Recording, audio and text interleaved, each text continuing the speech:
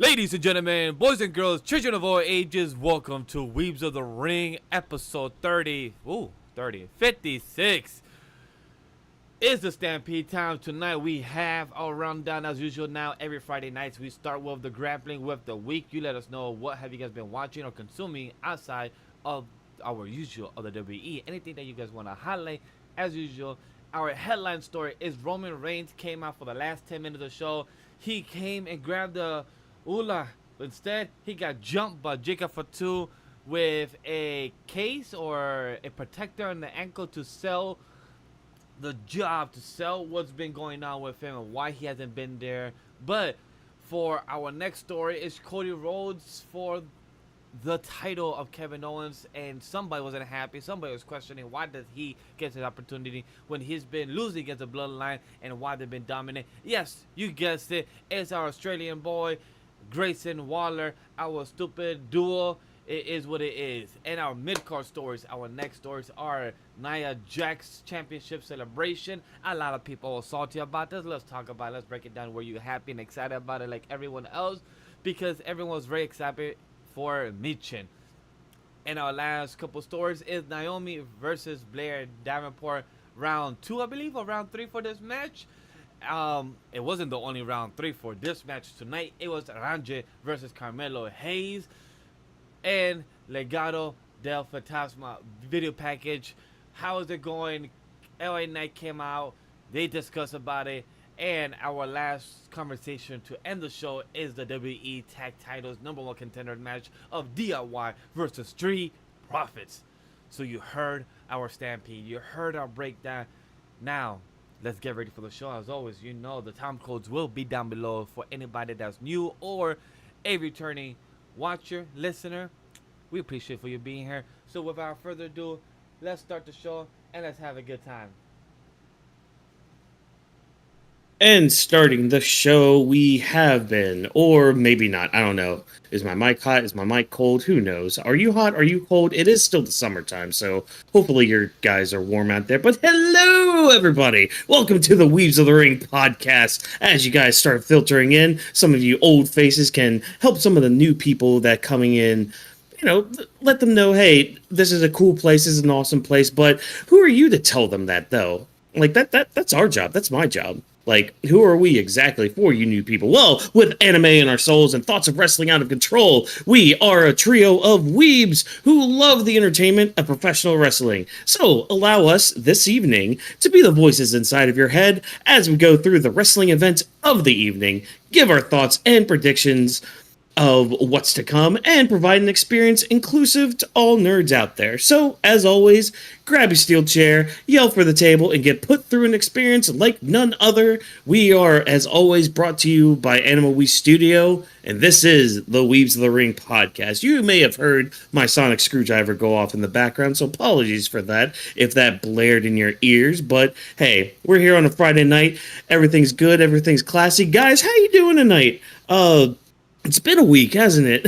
At least for some of us. I know I've been very busy with work and all that. A little tired from it, but hey, we're here, we're there, we're everywhere. But Vash, how you doing? I heard you got a lot of stuff done this week as well. Welcome everyone. As you heard from the Stampede, I am the visionary, legendary Vash, who did takes your future of your Friday Night Smackdown, the Roman Reigns. I knew that when he grabbed the Ula Futa, and it was 9:55, and I'm like, wait, something about it happen. This man has 5 minutes to talk. That ain't gonna happen. Something's about to happen, and it did. I'm like, nope, exactly. It was too close, too soon. He did not enjoy his moment too long as he could have. But guess what? We're here to break it down, and glad to have everyone for the show, and also glad for the trio to be here twice a week. I know, right? Like, it's been a while since we've been here twice. All three of us. So, it's fine that Roman didn't talk because we have DropThisBox here tonight to tell us everything, all the logical stuff, all the good, the bad, the in-between, all of that. Drop, how you doing tonight? Doing all right. Doing all right? Okay, yeah. Perfect. Awesome. Well, let's kind of get right into it because, as busy of a week it has been, it's good to just, kind of take that busy week and just put it in a headlock, put it in a figure four lock, if you will, and make it tap out, because we're going to grapple with it. We're going to talk about some of the things that we have been consuming in the world of wrestling, grappling with the week. So I at least want to point out just one quick little thing, little news story. We'll get the negative part hopefully done and out of the way. Had another passing away this week of Afa Anoa'i, who passed away at the age of 81. That was confirmed today that he passed away. WWE had a video package for him and all that, and kind of a sad time to be part of that Samoan family, but thoughts and prayers out to them and all that. I know me personally, I didn't really watch a lot of their matches, but I do know the influence that they had on the business and all that. So just taking a quick little note, quick little side with that. Guys, have you been... Yeah. I was gonna add as well. I don't know too much about the repertoire of the history of the resume. It was beautiful to hear Paul Heyman speak during the tribute, saying that these Samoans have brought so much lineage to the Samoan family, involving as well the show a video package involving Rikishi as well, their nephew, showing the ropes, showing that he could also be something Omega too. So being such a dynasty and what they could contribute to the wrestling industry has been beautiful. One day I will go back in time and see the repertoire, see the resume, see how they have been as wrestlers and as a tag team itself, because they just show that there are a dynasty. There is wrestling in their blood, and showing how much they have also given back to the community. They did show that. So it's very beautiful to see that. Very sad for a loss. 81 years is a beautiful life to live. To see so much has changed and see your family grow from where you started to where you are now must be a beautiful blessing to see. Oh yeah. Drop, have you had much experience with watching the Samoans and all that, wrestle and all that back in the day, or at least like seen more clips than what they showed tonight at least? Not really. Like, I only know of them based on what they've shown us on television, because I wasn't really around in that era to really witness everything going on. That's why I'm not really familiar with like all the stuff that happened in the past. Not saying that I'm against it or anything. I just wasn't consuming wrestling around that time, so I didn't find out about this stuff later on. So okay. All right, no problem with that. Well, hey, maybe we can all go back and maybe watch a couple matches and all that of, some of their work and all that. So, yeah, but another piece of news I at least want to, or at least a piece of media that I want to highlight this week that I at least watched. There was a certain... So I follow Cultaholic for a lot of my, like, wrestling news or updates and all that stuff. But...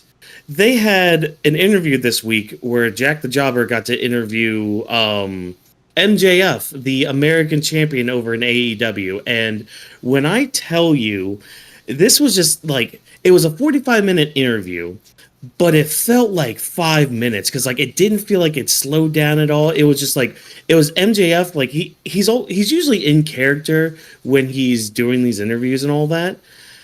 But man, it was some gold work going on in there. Like he talked about how much he hated the British culture. He was talking about how like he accused the interviewer of being inbred and all that. But like it was really good. I highly recommend going to see it. Just like having 45 minutes of just pure entertainment from it. But that's at least one thing I wanted to highlight from the week. Drop, I'm going to start with you. Have you had anything this week that you wanted to highlight that you consumed wrestling, like outside of WWE or maybe even inside WWE? Other than watching Tuesday Night Titans with JD and Solo Monster, that's pretty much how I consume a lot of the wrestling news that goes on, because I see a lot of the different like outlets that post news, whether it's AEW or WWE, that I find out what's going on between both companies, or if it's TNA or whatever. But mainly when I watch that show, I basically know everything that's going on. So that's basically the day where I consume a lot of media, and I've basically Mhm. been keeping up with the Lucha Brothers because I know they're free agent. Well, I'm not sure if they're free agents now, but I think they're I know free there's a lot of. agents until September, I believe. That's when they become free agents. I believe Yeah. that was the news report. Or Okay. November. I know it's this fall is when I saw it. I believe it was like somewhere soon coming up. Okay. Mhm. So yeah, I've been keeping up with that because that's been a hot topic. I also heard stuff about since we are on little AEW talk. I also heard things about Danny Garcia. He's Mhm. 50-50 on if he wants to resign.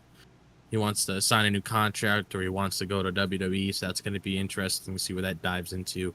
If he does make that decision, let's say put him in NXT, probably would be good use for him because main roster's bloated right now. But other than Where like would you like to see him?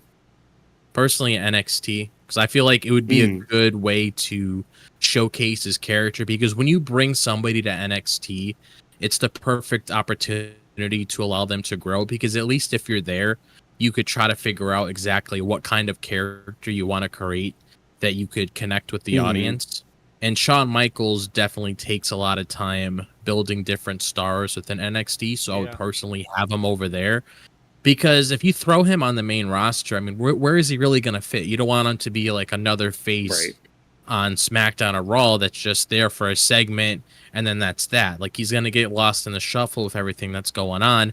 That's why I can Mhm. appreciate what they did recently with Odyssey Jones because they didn't have a plan for Odyssey Jones. Now you do. Now he's focused on television now, so that's something that I can appreciate. So if they were to do that, I would want them to have a plan rather than just throwing them to the wolves because it's Agreed. not good to do that. Right.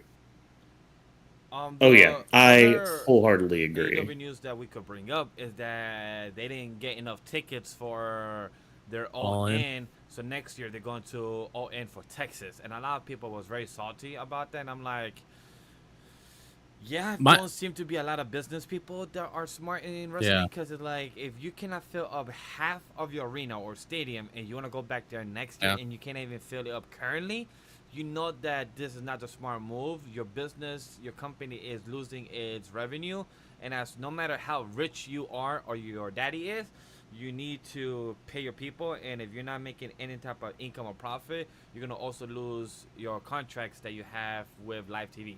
So at the end of the day, this is a Mhm. smart business move for Texas because he needs to build his company within the states and before he goes international once again. So I really want to put the emphasis for anybody that is unaware of these AW news that it's very good to know. One of the things I will say about that though is I kind of like the change of scenery that they're doing because if I was a person always attending those shows, I would want there to be a new environment that I'm in every single time I'm going to an all-in event because sure it was special for the 2 years that they had it in Wembley, Mhm. but I personally feel like it's a good decision that they made to have it in Texas, so you can have it in different places because you don't see WrestleMania in like Philly every single year. Right. It's always placed in different areas to just to have a different atmosphere. So I'm hoping they keep that change moving forward. Yeah. I hope so. So yeah, we'll have to wait and see with all that. But Vash, what about you? Have you consumed anything fun that you want to mention before we get into SmackDown? Like our chat is saying, why are we talking about AW? You know what? Let me give you a WWE conversation. Yeah. Um, what do you want to talk about for anybody that doesn't know or is aware about? Oh, I'm glad you're There's bringing this up. there's a podcast that Cody Rhodes has been doing with the company of WWE on his YouTube channel. I think they put it every Wednesday, I believe, is when they've been posting it. And for I think so. anybody that's unaware, they are 3 weeks behind or 4 weeks pre-recorded. Like they have it recorded and then they release it like 3-4 weeks later. Is what I've been noticing. Randy Orton, his interview came out this past week. I'll tell you, I haven't even finished. I think I'm 30 minutes in out of 54 minutes, Yeah. and It, it the 18-minute mark up to the 25 was hilarious. I just want to say anybody that doesn't know, Randy Orton is Yep. a fucking Elden Ring fan. He had literally has put 600 hours, and he had to defend himself. He's like, hey, by the way, I just have to say that the reason I have 600 hours is because I had a spinal fusion back blah blah blah, and I'm like, bro, just say you're 600 hours. Nobody's gonna judge you for literally having the time of Right. life. And I love how his response is, because my girl was listening, and I've done the same thing. His response was literally, I'm gonna go play video games after the kids are asleep. I'm gonna pass the tablet to my wife and tell her, go on Amazon, buy shit. I'm gonna play video games. And I'm like, yo, Cody's response was just laughing and giggling about that. He was like, yo, that's an MVP move. And Randy was just proud of that. Said like, yeah. I tell my wife, just go buy shit. And I love how he just said like, yeah, the Amazon guy knows her name already. He comes through. He be like, yo, what's up? And I just Randy response and his work ethic. And the most hilarious thing, during this whole time, everyone has been coming in properly dressed. This man Randy came with a fucking tank top, while Cody is in a whole three-piece He just got out of bed. Exactly. He literally just came out Like of the trailer, Randy just rolled out of bed and was just like, "Oh, I need to go on a jog." And then in the middle of his jog, Cody's like frantically freaking out outside of his bus, like, "Oh my god, I need a guest for this week. I need a guest for this week." Hey, Randy, you want to be a guest on my show this I can week? imagine he literally just came out of his trailer, a hotel, or probably came out of work and like, it's my turn. It's time for guest time. I was like, bro, the Miz, Bailey, even R-Truth was properly dressed. It's just how Randy's just wearing a tank top, just having a good time. So I just want to give a highlight God, to I love anybody that it. have not seen that. I still need to check a few other interviews with Chad Gable, with Chris Van Light, and a few others. So I really want to check this out.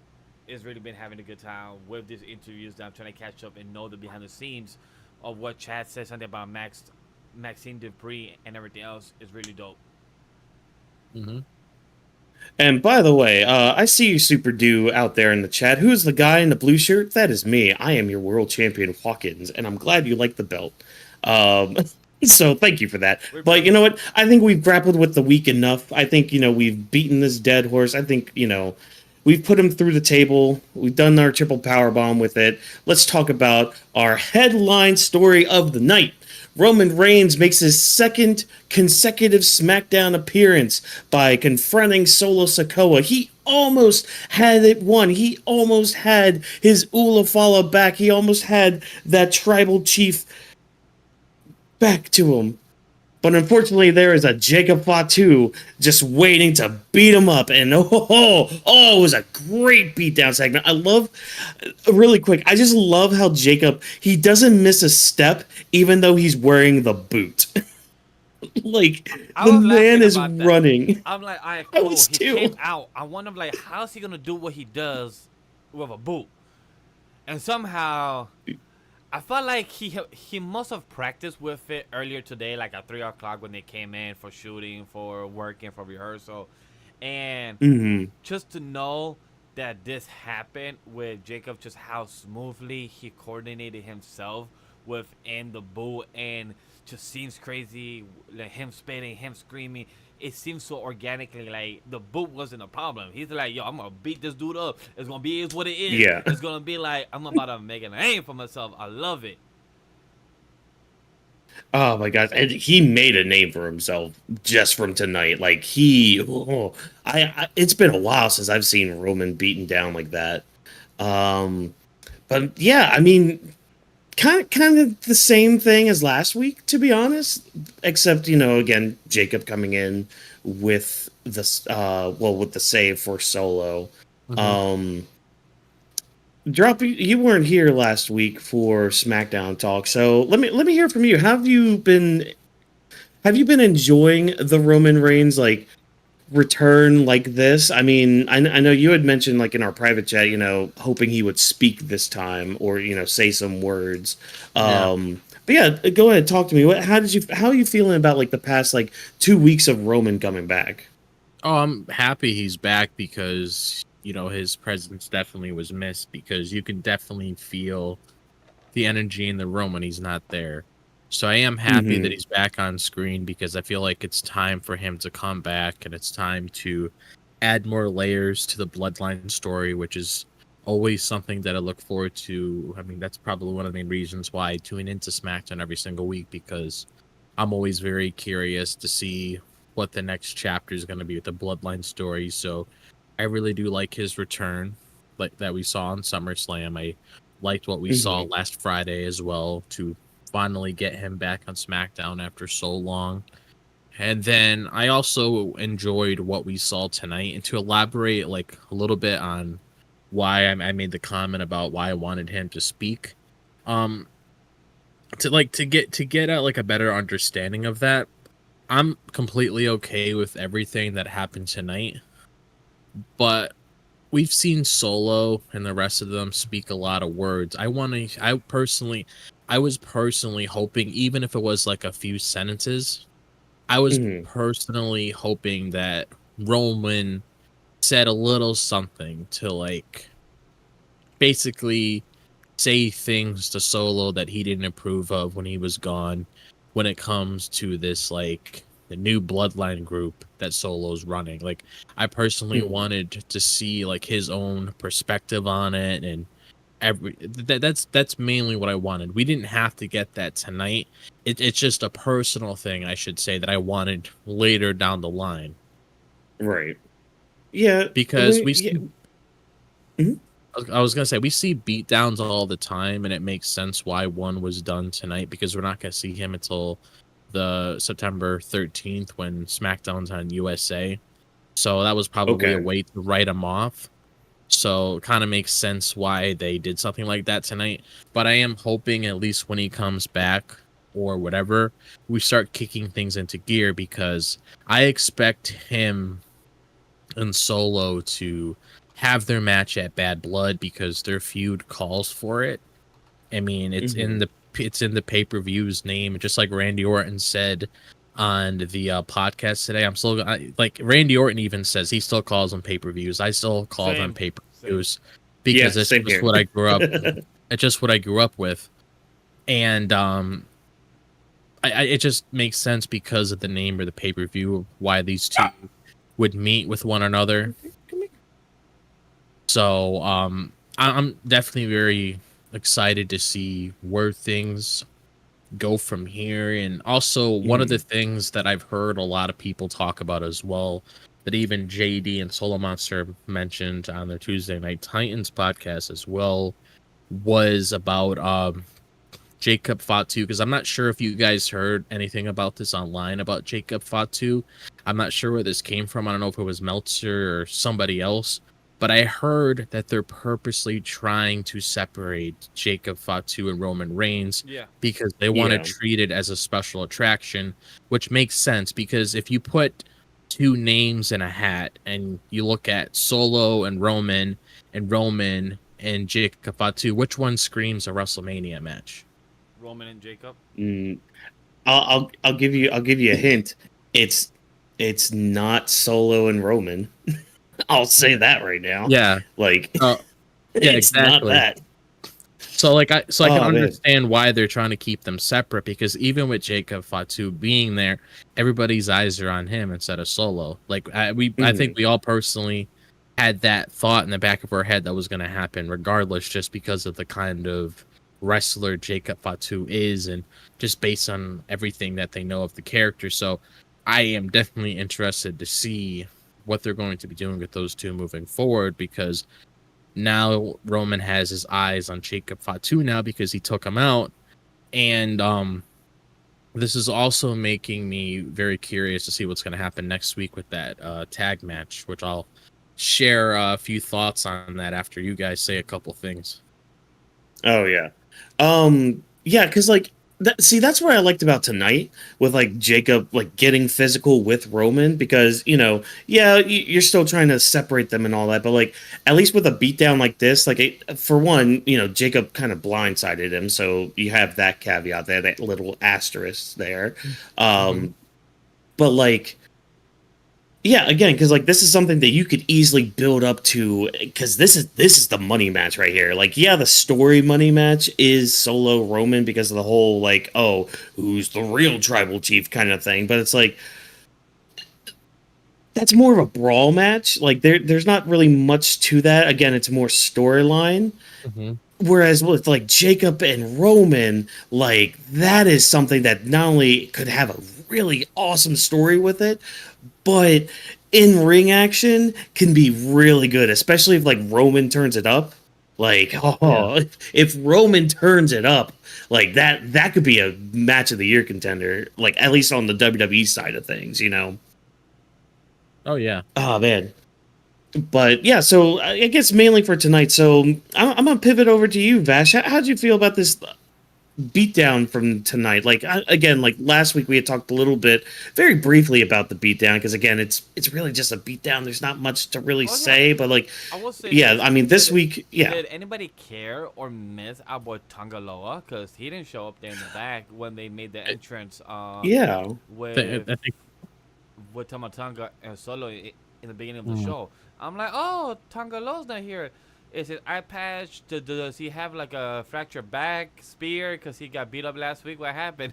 Yeah, yeah. I think that's the story they're telling. They're probably trying to sell what Roman did to him last week because he did hit him in the. I think he hit him Yeah. with a chair a good 2 to 3 to 4 times. Yeah, so that's my assumption. Oh, yeah. Of what happened? I'm like, okay, he's not here. What's going on? But then I'm like, wait a minute, he got beat up last week, so they're probably trying to sell the story, the part of him. I'm like, okay, this makes sense for story purposes.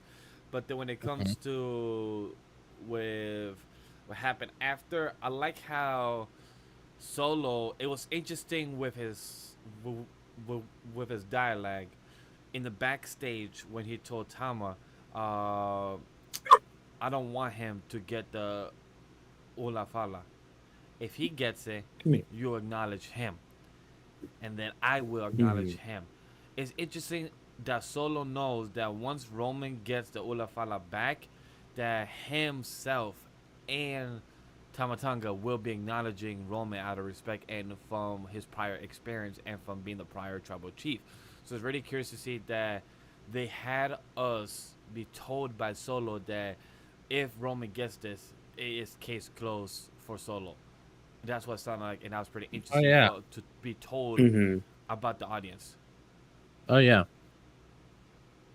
yeah, and like, well, see, that's the thing. It's like because when Solo said that, like, oh, we'll have to acknowledge him. It's like, oh, you're not really saying that in a respectful way. It's like, oh, you will have to like acknowledge him because that's the thing. Like Roman made you acknowledge him. He like whether by force, intimidation, whatever, he made sure that you acknowledged him. Yep. No matter what. I mean, look at how he made Jay and Jimmy acknowledge him. Like that alone should tell you. And whipping then them up. Solo just comes in. Yeah, exactly. And then Solo just comes in as a silent bodyguard for him.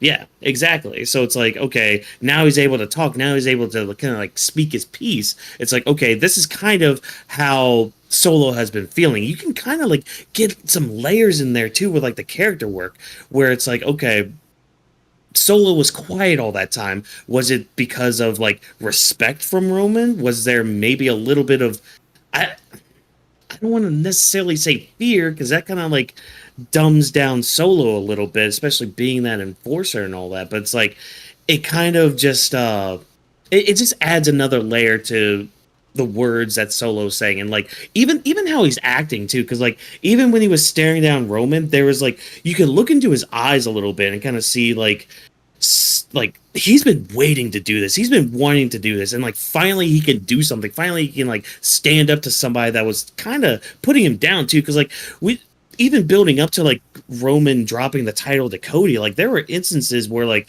Roman stopped Solo from doing stuff, stopped him from like being more of what he wanted to do. Yeah.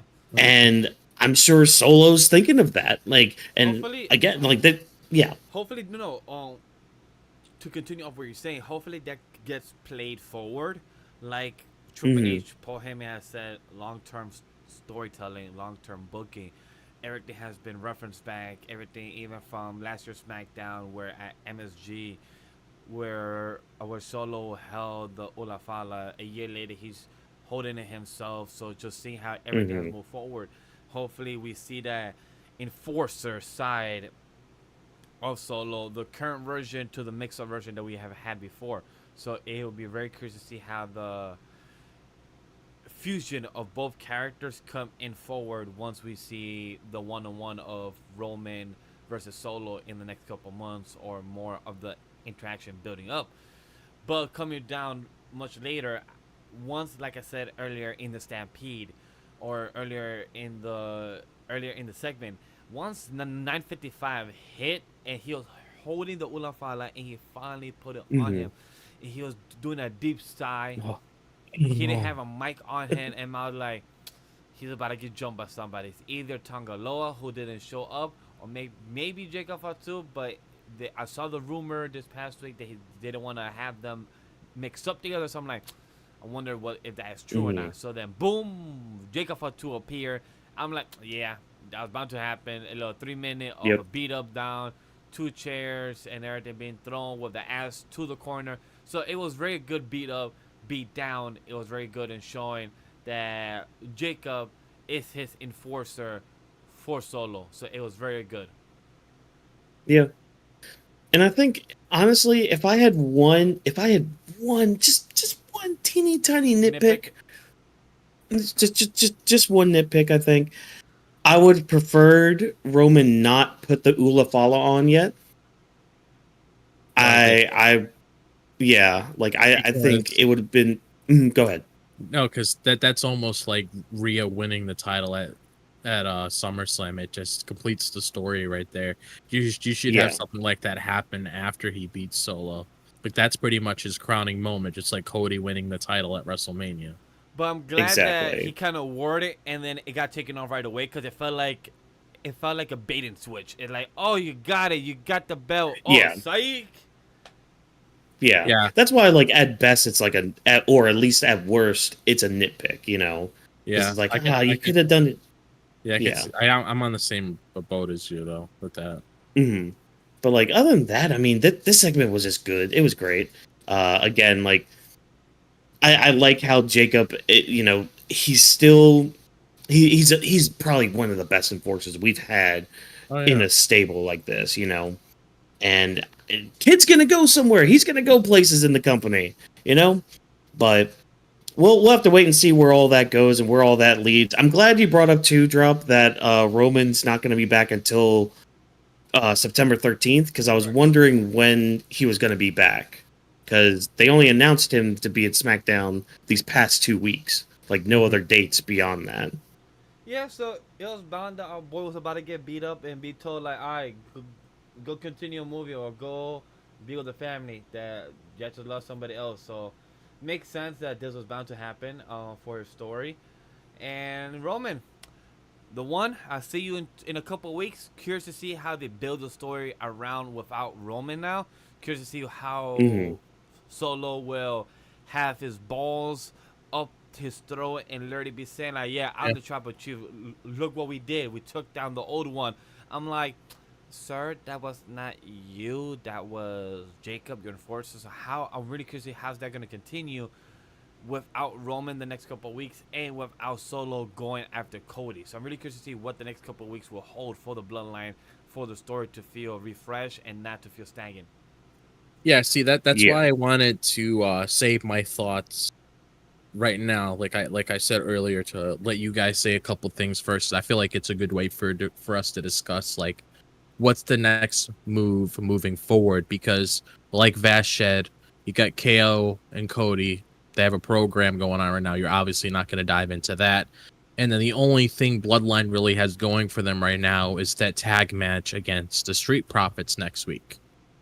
So, like, the only thing I can possibly think of that could happen, considering a certain Bloodline member is in that match, and since you might want to, add something to the Bloodline story with Roman not being gone, that could possibly be a good way to reintroduce Jimmy Uso into the mix, so you can add some spice to the Bloodline story.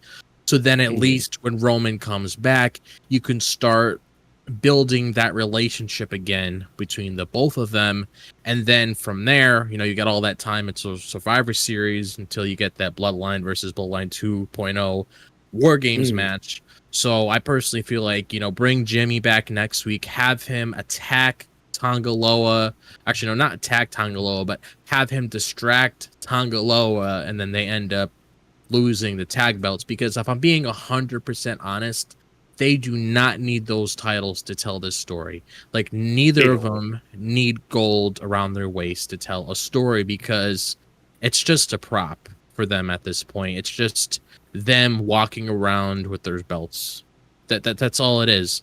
So at least with Jimmy coming back, he's getting his revenge on Tongaloa, because when Tongaloa was first introduced, he was the reason why Jimmy got written off of TV.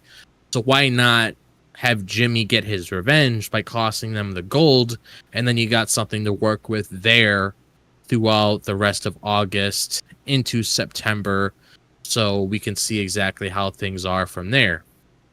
And then when Roman comes back, you can probably have Paul Heyman come out with him, or something along the lines of that, because it would be nice to like build up Jimmy's character again, especially if it's just him against the Bloodline for right now. Or possibly you can start building a story with Jimmy trying to rebuild the group, and he's trying to reach out to a Sammy or a Jay that doesn't want to associate with him.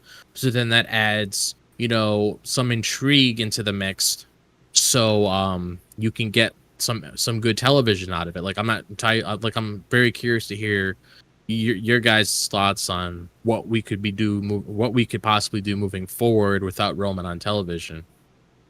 Vash, why don't you go ahead? I do not have too much thoughts on the theory that Drop is giving. It's a good one. I have no nitpick or no counter towards his theory on this.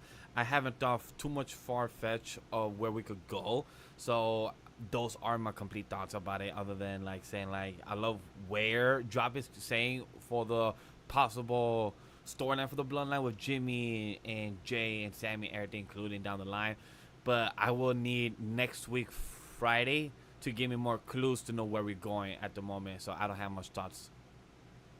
Okay.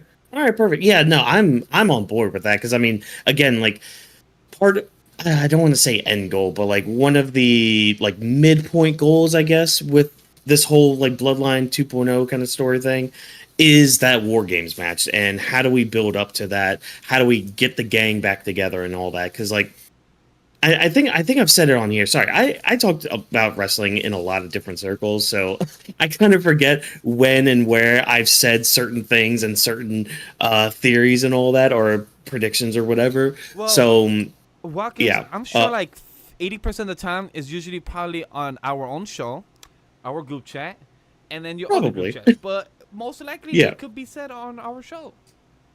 Yeah, but you got to be really careful with adding Jay back into all of this, because he's the linchpin that's that kind of brought the Bloodline back down and kind of broke everybody up and all that, because again, everybody knows that story, but I could see Jimmy being the one trying to get everybody back together, and maybe he's working with Paul Heyman, because now what I'm visioning right now is next week on SmackDown, we get the typical ref bump thing with the Bloodline and all that, and then what's gonna happen? Shenanigans are gonna go around and all that, and then all of a sudden, over the loudspeaker, you hear, "Ladies and gentlemen," and then out walks Paul Heyman just on the ramp, all that, or maybe he hobbles, or he's in a wheelchair being pushed by some ECW guy or whatever. I don't know, whatever. And he's just ploy. Because even Chat Watkins said, Pizza Pool said, you could even have Jimmy versus Tonga Loa at Bash in Berlin. You could. That's actually not that's actually not bad of a possibility, because it gives Jimmy the build up, Tonga as well, the build up for the Bloodline story not to feel out of place even on a PLE type of weekend. Yeah. Yeah. But I was gonna say that actually isn't a bad idea, because at least you can help rebuild Jimmy's character that way with a match like that. Because if that match does take place, then I could see Jimmy going over just to build up his character, because you got to rack some wins. I mean, does it really make sense for Jimmy to be in a match with Tongaloa and lose after Tongaloa is the main reason why he got written off of TV to begin with? No, Nope. He's obviously going to come back for his revenge. He's going to get it. And I feel like if they were to throw another match in there, they could possibly do that, because it's kind of hard for me not to see Bloodline on a PLE, even if it's not like this super big match. I mean, leaving Solo and the rest of them off of the Bash and Berlin card, I can't see it. Like, at least a couple members of the group could have like a match at the very least, and I don't really see them interfering in any other matches on the card. So the only counter I have with that, well, I guess a couple. One is, and I gotta do research too with all this, because I'm pretty sure some of them, some of like the Bloodline members have issues going international. Yeah. I think Canada's like one of the ones that they can like get away with. Yeah. But I'd have to go back again, because again, my memory can be spotty with some things. But the other thing too is like, I don't know if I would have Jimmy go over. Mainly because like in a way you still want to keep like the Bloodline 2.0 strong. And if you're going with a story of like, okay, Jimmy needs to kind of get everybody back together to take on the Bloodline 2.0, you kind of need to have him just get his ass kicked a little bit. Like, I mean, if he does win the match, that's fine. Have Bloodline, beat him up afterwards. It's just like, they need to keep some sort of heat or forward momentum going in order to like make it more believable that, oh, the original Bloodline needs to come back. You know what I mean? Mm-hmm. I agree. It needs to, because it can't all just be Jacob. Exactly. Like that's yeah. Yeah, and don't worry, he will get his revenge. Don't worry, like, because that's the thing. Like, even if he wins the match and they beat him down afterwards and like destroy him and all that could be fine too. But like the revenge will come. That's where we're leading towards with the whole War Games thing, because like that's going to be the ultimate revenge right there. From Jimmy to, I mean, Jay's going to get involved somehow. Everybody's still thinking Sammy is, which, I'm in that boat too, because he's a good guy. Roman's going to have to get his revenge. Hell, that could be like the new crowning moment. Yeah, like they got to feel Uzi again. Like that's the biggest thing. Like, yeah, but yeah. No, I can definitely see that being a possibility as well if they want to head down that direction. I mean, you never know if down the line they're going to add other Bloodline members, because we know Hikuleo signed. We don't know when he's going to factor into all of this. I would assume he would Tonga? Yeah, I hate that. I hope just like people to go on TT. But he's Tala. Like, he's Tala. Like really, like you can't just. Oh my god. I'd rather hear Zilla Fula. Like that sounds better. Like that's. I'm not saying like that's as bad as the Powerpuff Girl. Now the Powerpuff Girl name on Monday Night Raw of Zoe Stark. But oh, I can't even remember that as a joke. I don't even got a zinger for that one. I was talking about it with Billy at work today, and he's like, dude, I don't know. That he told me that's like something you come up with if you like try to do one of those generator websites, trying to think of a name for like a band or something, and that's the first thing you come up and the first thing you choose. Yeah, sounds like Thanos, honestly, a Thanos group. Pure seductive. Oh my god, I just don't know. Man, I like Team Red a lot better. Thank you, Zelina Vega, for that one. Oh man. Question but hey, for NXT, so random. Dropped. Is that team still there? Team 4-Star or something like that? Team 4-Star? That's a whole different thing from wrestling. No. Holy shit! Wrestling, I forgot what's the name. Where they have the Teen Titans color scheme. Not Chase U. They have like the damn Teen Titans color in the background. It was with Trick Williams' girlfriend as well. Girl was in it too.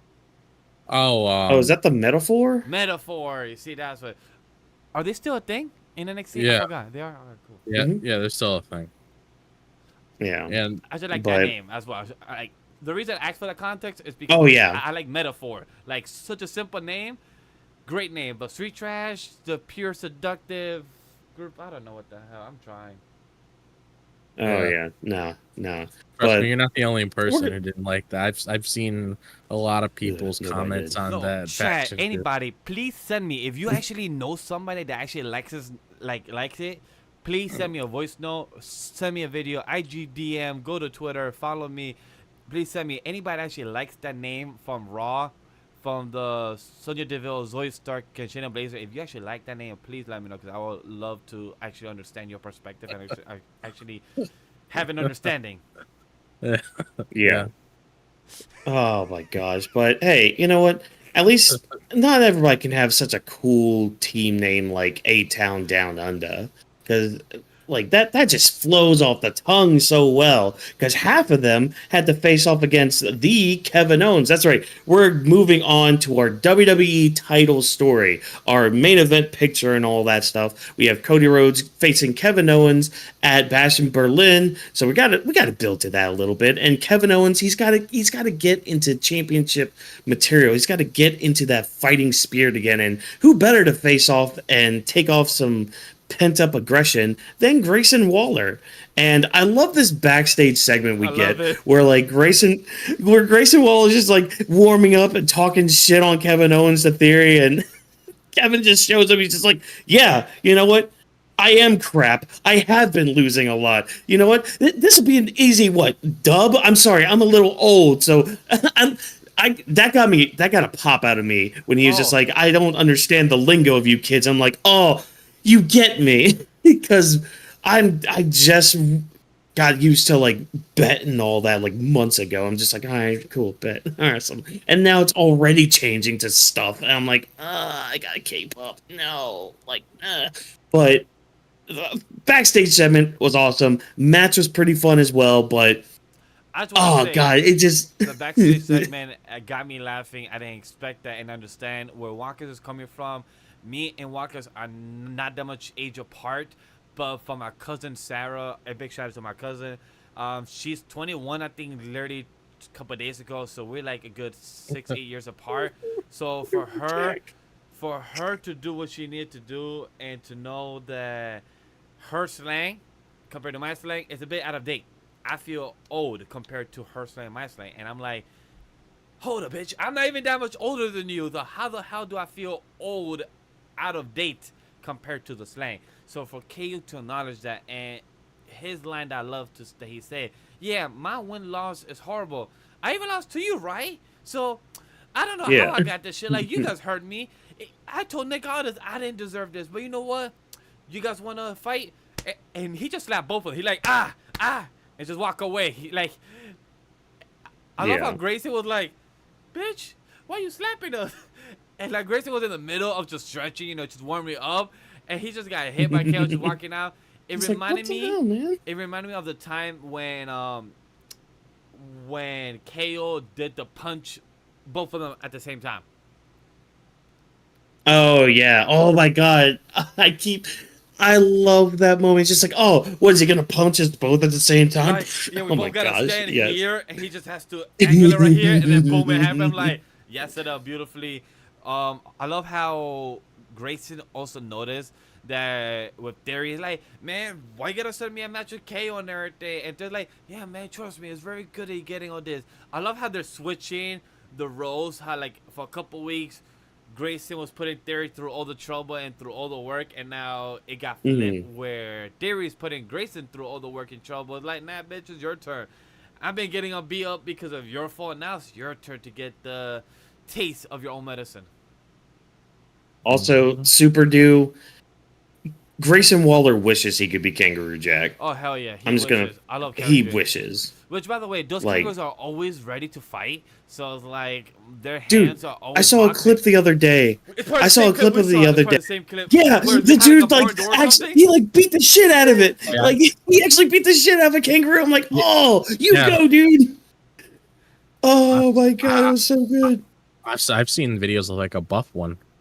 It's probably that oh one. My god, the buff ones. The buff one was behind a barn door. It's probably that's the one that I'm talking about because he was a really buff one, and he was swinging against the barn. I'm like, who they fighting? What type of demons are these kangaroos going through? So great reference. Each other. Great reference with Super Duel KO versus Kangaroo Jack, but he wishes he could be it. The fight was really good. It was back and forth. KO got a clean win and very fast. To me, the fight was like 10 minutes? Something like that, because we I'm not got even a sure. commercial break. It might have been a good, like, I would say maybe around 8 to 10 minutes. Yeah, it was a quick fight. But your theory wasn't too happy with the win where he got the chairs ready, and our boy Cody came out like, yeah, it was interesting because it was so obvious when Cody came with the belt and he slid in, and then he threw the belt way more closer to KO, and I'm like, that was done on purpose. And then once KO grabbed him, I'm like, he ain't gonna do shit. He's still the good guy. He's still like questioning about his opportunity. He can do shit. And he didn't. I'm like, damn, KO. I was hoping for you to prove me wrong because I saw the whole setup happening, like the belt sliding in fast, him grab it. It was too close to KO. Cody look at him like, damn, boy, why you grabbing my shit real quick? What you doing? I will say this, though. I wouldn't mind a KO heel turn down the line because it's been quite some time since we've seen KO as a heel. And it doesn't have to be at this moment, but I feel like if you are turning like a couple faces heel and you're turning a couple heels face, I wouldn't mind KO being one of those characters that turns heel down the line because it's been quite some time since he's had a character arc like that. Because after things are done with Cody, I definitely expect them to head down the direction of Randy. So where is that really going to lead KO, you know? Right. I love how you said that about Randy. For I know you watched the interview. Randy I watched the whole thing at work. Randy said that he would love for his last opponent for his retirement match to be Cody. I love that. It was a beautiful acknowledgement. Cody even smiled. He was very thrilled to read that and hear that. Very poetic too. Very poetic. Very full. Oh my god. Sorry, I just saw the photo you posted drop in the chat. Oh yeah. In our chat. It's of Roman when he put on the Ulafala, like when he basically owed face. He's just like, oh yeah. But it's comparing it to Thanos getting all the Infinity Stones, like, all the power. Now I can just snap you out of existence. Oh man. But all right, so back to like this Kevin Owens, Cody Rhodes segment. So like, I kind of agree with you, to a point.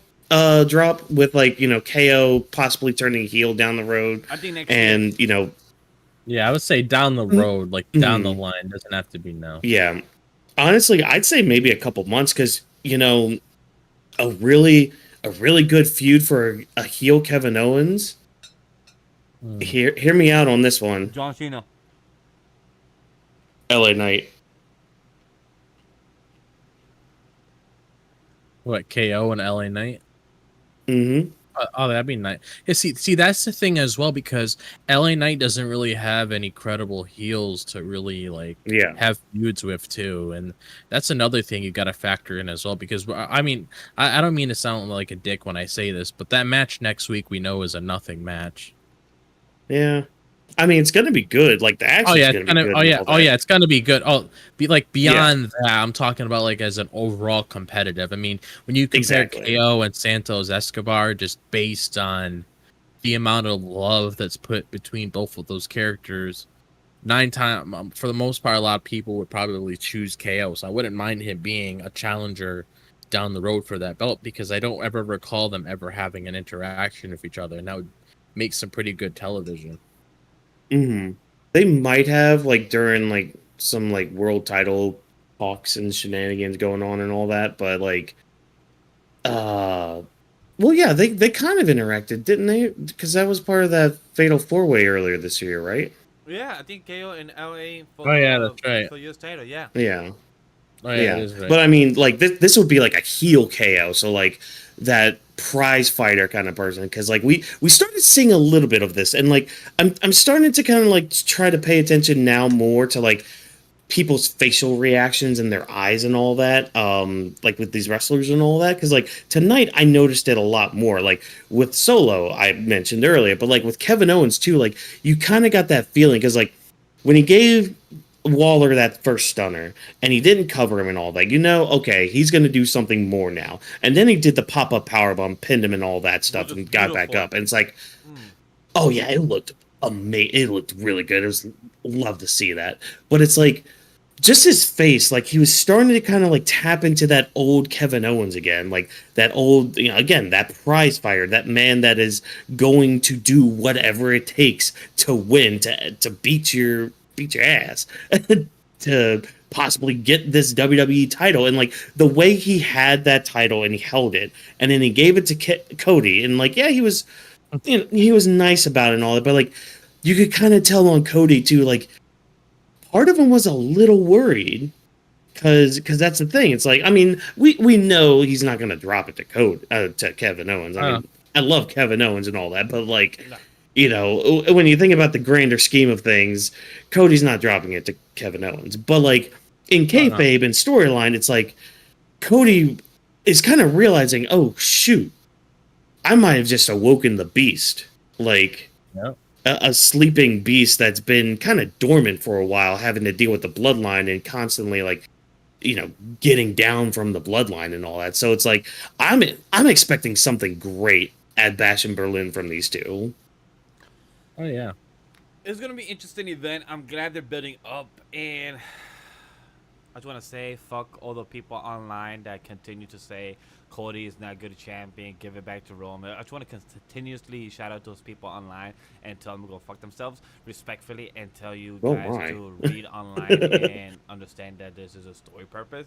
And you're not mad at Cody as a champion, you're mad about the booking on Friday Night Smackdown. There's not enough heels to build a story around a PLE that is only 3 weeks away, and you cannot build a feud from there. So don't be mad at Cody, be mad at the booking. Don't be mad at Triple H, be mad at the superstars.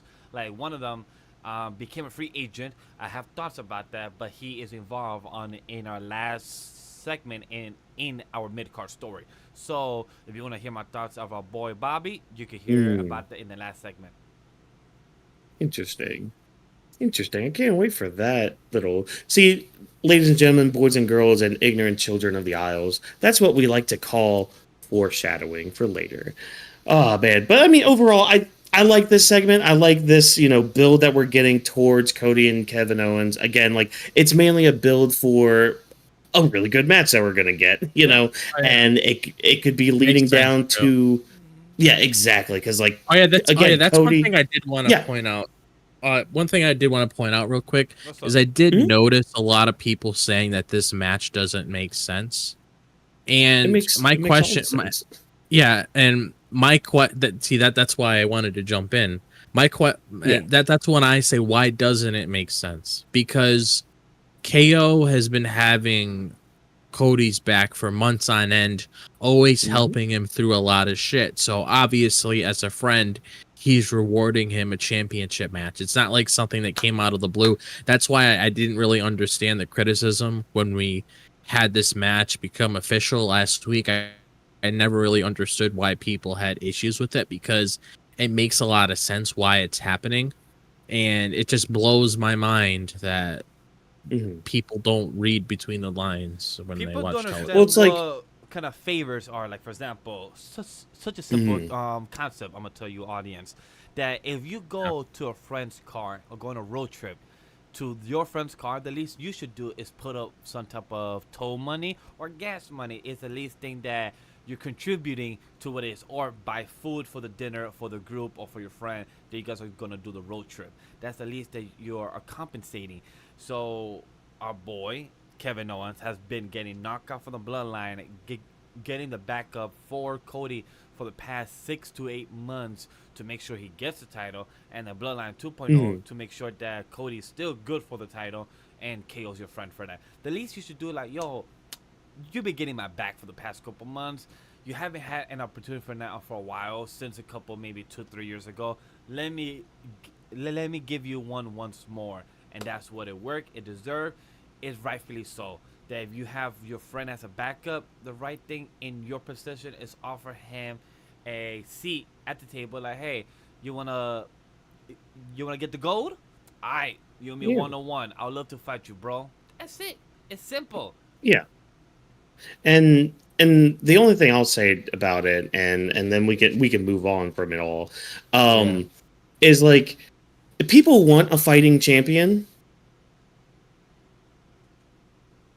Here You you got go. one, so why you complaining? Here's your fighting champion. Like he's fighting the champion. He's fighting to defend his championship against any and all challengers. If he wants to give it to a friend of his, so be it. And I mean, I do get the one criticism. I mean, even Kevin Owens has been saying it, like, "Oh, I've been losing a lot." Like, I get Yeah. that criticism because some people do want to put some sort of emphasis on wins and losses and all that. So I do get that, but like again, with WWE being more story based rather than sports based, it just makes a little more sense just in this kind of setting. Mm-hmm. Oh man, but yeah. So we're gonna start breaking down some more segments tonight. We got a bunch of mid-card stories to talk about. We're gonna start off by what started off the night: Nia Jax's championship celebration, brought to you by Tiffany Stratton, of course. Which apparently she's injured now. She got an ACL tear or something. Oh shit, that's rough. Yeah. So We don't know how true hopefully that she gets is. better from that. We're gonna find Yeah. out during the show, see how true that is, and if it happened Yeah. in a dark match, it's what it is. We Yeah. build up over time, see what it is. But Yeah. Yep. this pink ass celebration. Somebody said they wasn't too happy about because girl don't even like pink. She likes destruction. She likes darkness. It's not a style, Nia. Destruction's not a style. My question is, It's pink or Naya, nothing. If you like destruction, why you're wearing white? Shouldn't you wear black? If Look, you like man. destruction? Nah. That's Another the thing I know. ultimate destruction. Another Because thing you I can just stain noticed. it. I think I noticed about those comments she made as well is that's definitely gonna play into the eventual turn that Tiffy has on Nia, just based on like, okay, she didn't approve. I mean, she didn't like what I did for her in her big celebration just by making those comments alone, and then the whole bow to me thing, and knowing That made me uncomfortable. yeah, and knowing how Like, I've seen Tiffany Stratton before, she's gonna bring stuff like that up when it comes to her eventual turn, saying, well, I threw a celebration for you and you didn't appreciate it. You telling me to bow down for you like I'm your little Aaron girl or whatever. That's definitely gonna play in. Just that's something to look into, because out of everything, that's something I did take into account when I was when I was watching this segment. yeah, and I like how we're finally starting to like put a little bit more seeds of their dissension there. It's like, okay, Oh yeah, Nia's starting to get like that big head again. Like she already had a big head even before she was she won Queen of the Ring and all that, and then she wins Queen of the Ring, wins the title and all that, and now she's like being like, oh, everybody's gonna have to bow down to me. So it's like I like how we're doing the slow burn with this with Tiffany Stratton. Now, do you think Tiffany's gonna be turning face with all this? Because like the reason I ask with that is like the past couple weeks we've had little interactions with her and Chelsea Green in the back, and the way she talks with Chelsea Green is kind of leaning more face. So do you guys think Tiffany Stratton's going to be turning face, or is she still going to stick with being a heel but more as like a justified heel kind of character? What I could I could see it, because she is getting over organically with the fans. I mean, when she does come out, people are chanting Tiffy time every single time, and when she eventually has her cash in, people are going to be chanting, and then the night that she comes out the title, people are going to be chanting, you deserve it, you deserve it, you deserve it. And I'll say this, I'm all here for it, mainly because I've never seen a Tiffany Stratton face character before. Like when I got introduced to her when I started watching NXT, I only saw her as a heel, so I could say at the very least it would be an interesting direction that they go down. What does she work better as? Based on what I've seen her so far, a heel, but I'm very interested to see how she would work as a face, because it's definitely heading down that direction. Because you would think with her turning on, that's pretty much like a kid at school getting fed up with their bully, finally standing up to that bully and telling them how they truly feel. So you would think in that situation, because Naya's not going to be a face, it's one of the many reasons why it's kind of hard for me to see Charlotte as a face nowadays, because she just has that whole that whole aura she just has that thing about her that just makes you want to look at her as a heel. And I personally feel like Charlotte works better that way. Yeah, and the fact that Charlotte has RBF, it's kind of doesn't help her if she's ever a face, And I mean that respectfully. I do like Charlotte. I'm one of the few people that has liked Charlotte throughout the years and all that. There was maybe one instance where it's just like, oh, okay, can we not hotshot the titles between you and Sasha Banks? Because I hope not. You want to talk about a bias, okay? But anyways, so back with like Nia and Tiffy, yeah, like I don't. It would be interesting to see a Tiffany Stratton face character, like you were saying. I've never seen it. I don't know if you have. I don't think I have. Like, and I'm trying to even picture it. Like, would she be like the nice mean girl? If that even makes sense. Yeah. Or like I don't know, like I can see her still having that same attitude. Like she'll she'll interact with the fans, she'll say a lot of nice things, but I can also still see that bitchy side come out of her too. Oh yeah. That's the thing. Part of her character. Nothing against her, just part of the character. Mm-hmm. And like that's the thing. It's like, especially in today's WWE and all that, we're starting to see faces that actually have an edge to them. So, Tiffany Stratton as a face could work with that edge, with that bitchy edge and all that. So we'll have to wait and see with that. What about you, Vash? How would you feel with a what are your thoughts on like a face Tiffany Stratton? I'm in the same boat as Drop. I got introduced to the heel side of Tiffany when I used to watch NXT on a weekly basis earlier last year, and I like the bitchy side of Tiffany, like her know all, like anybody that grew up with it. I call her Sharpay Evans. If anybody understands the reference from High School Musical or anybody saw the movie Fabulous. A lot of Tiffany Stratton reminds me of Sharpay Evans' character. Like, she gets what she gets, she is what she is, and she's going to get it done no matter what. So I love that type of character of Tiffany. So I'm curious to see how much of the switch-up will it be for Tiffany if she comes babyface. Because I always go back towards John Cena's, his reference towards face or heel is his way of seeing face or heel is towards how you act towards the audience is the way to perceive you. You could act face, but if they don't like you, you're a heel towards them. My hope for Tiffany is that she doesn't do a turn, that she just changes her attitude a bit different, but she's still the same person. That makes sense. Like, I want her to find kind of like the middle ground, like Rhea, that she's still the aggressive side that she is, still fully 100% of Tiffany, but just a face version now, if that makes sense. Like, I would love to have Tiffany find the balance like Rhea has and become that.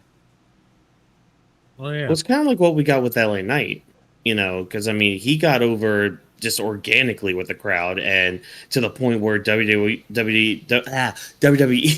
was just like, okay, yeah, no, you need to be a face then, I guess. Okay, great. We'll book you as a face then. Fine. We'll do it. Whatever. We don't have that old guy here. We can do things that we want to now. So, yeah, now we keep dancing around it. We haven't mentioned it yet. We got to talk about the elephant in the room here with the Pretty Deadly musical, or at least the beginning of it. Look, I'm gonna just say before anybody comes to it, everyone hated it. Even JD, he didn't like it online. I saw his tweet that he hated it. He was very happy for Mitchell to come.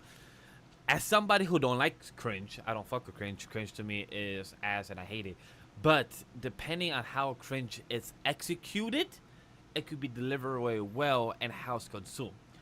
For this 10-15 minute of segment of this pink celebration, I love how Naya came out looking like a queen. Again, this girl should have not come out with a white outfit. She could have should come out as black outfit. It reminded me, for anybody that gets the reference, for Rihanna, I forgot which music video it was, but where she has the crown and she has the black outfit.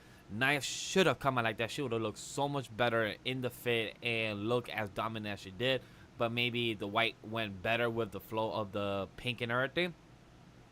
But the musical was ass. That's what I'm going to say. But it was the perfect ass to be seen, if that makes sense. Look, my cat ears are great. Oh my gosh. So Drop, how about you give your $1, because I'm gonna have about like maybe $10 to throw out with this whole segment. Me personally, I didn't really care for it at all. Like, I understood what it represented when it came to what it was supposed to be. Like, I understand all of that, but me personally, it's like I'm like a story kind of guy, and when I watch wrestling, I appreciate the story that's given to us, and I also appreciate the good matches that we have there in between. But for the most part, I definitely love the story, because that's what gets me attached to a lot of these characters, and I understand this was there for a certain reason. But me personally, I don't really care for Pretty Deadly that much. Not saying them in the ring isn't good at all, because I do like their matches. I just didn't care for this. Like, I mean, the best way for me to say it is I'm kind of on the same page as JD, not at the same way where it's like it was terrible, but it's just something I didn't really care for as well when it comes to the musical. Yeah. Okay. All right. Look, hat's coming off. It's ass. Title's going down. It. Oh damn, everything's going. He said, the chain's coming off. Even the glasses are coming off for this. Okay. All right, lady. All right. No, I'm not even gonna do my normal little thing with the ladies and gentlemen thing. No. Okay. Because I'm on two minds of this. Mainly 90-10, if you want to go that way. The 10% being, oh, hey, you know what? I get what they're doing. They're doing it, well, as, playing the characters, obviously, they're doing the cringe well, and Pretty Deadly are good with that. They're good with the character work. They're good with the in-ring work. That's all great. However, maybe they're a little too good at their jobs, because as somebody who has a god dang musical background, it pains me when they're offbeat, whether it's on purpose or on accident. Like, if you guys recall any Monday night coverage we've had, whenever Awesome Truth come out with their entrance, I always make it a point to mention I hate The Miz during the entrance, because he's always freaking late with everything. He's all like, what's up? It's like, you're late on it, dude. Get your crap together, unless it's the freaking audio things, which in that case, freaking work on that. But that's besides the point. At least you don't have to worry about that anymore. Thank God. Thank you. I mean, I would say, damn you, Bronson Reed, but thank you as well. The tsunamis. But I would say this: the offbeat or the off synchronization was horrible. I will say that also bugged me when they were not on cue. And as somebody who does that, Whawkins, just saying, whenever we do hang out in person in the future and have our fun nights, I do that on purpose. I'm off cue on purpose. Yeah, I know how to be on cue.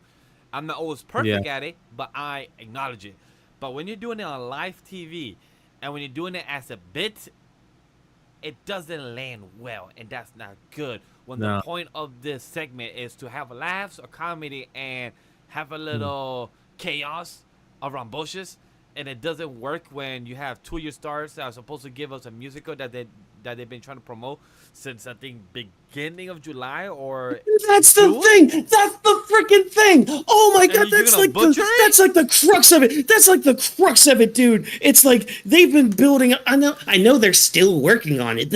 Like I get that. I understand that. But like you've been building this up for like what, a few weeks now. You would think there would be something a little better than that. Like literally, I have worked with children in music classes for months on end that were more prepared for their performances than you guys were tonight. What in the absolute dog fucking shit was that tonight? Holy crap. I have literally seen my 6-year-old niece perform something way better from just learning it that afternoon than I saw tonight from those two. And if it was on purpose, still congratulations if that was on purpose. But guess what? It was booty cheeks, and god dang it.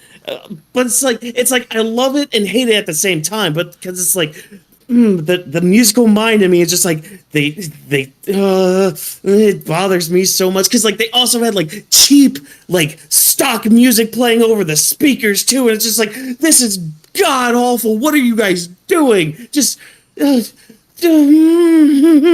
happy thoughts. Hey, look, Kevin Owens being a meme.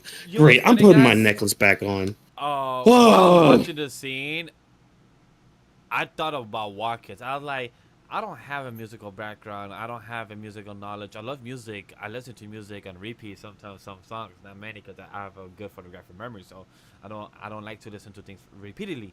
But while I was watching this segment, I was like, I feel like Whawkins not gonna hate this. It's just hearing this, I'm glad I never brought this up because I waited for the end to just end the conversation and be like, good, nice rant, Whawkins. We haven't heard a rant in a while. Nice one. The last one was in Money in the Bank. Oh, nice memory on that one. Reminding me of Money in the Bank now. I forgot what it was though. I think I forgot to. Yeah, I forgot to. I remember there was one, but I was like, shit, was it the Drew thing or was it the other thing? Who knows? But no, I remember my King of the Ring one. No, that was it. That was it. It was the Drew thing because there's a lot of people online that night saying that Drew was like a failed cash-in. Oh yeah. Even though the story didn't really call for him being successful with it anyway. People. Yeah. Oh yeah, it was that. But let's talk about the remaining part of the segment. Is our girl? Thank you, Michin. Came for the same. Thank you. Said, yo, I don't like this. Tiffany knockout 1, Pretty Deadly number 1, Pretty Deadly number 2, Sydney. and Naya, bam, bam, bam, get her the ring. She rolled down, she fell down, and Mitchell for the save, and it got her a title opportunity for next week for Naya's first defense. And Mitchin, second opportunity of this year. For anybody that does not remember, she got her first title opportunity on Friday Night Smackdown on the weekday 1 of this year. Oh yeah. That was against Io Sky, and that was Io Sky's first title defense of the year, and her second was against Bailey.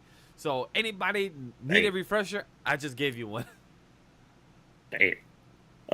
Yeah, no, I became a Michin fan tonight.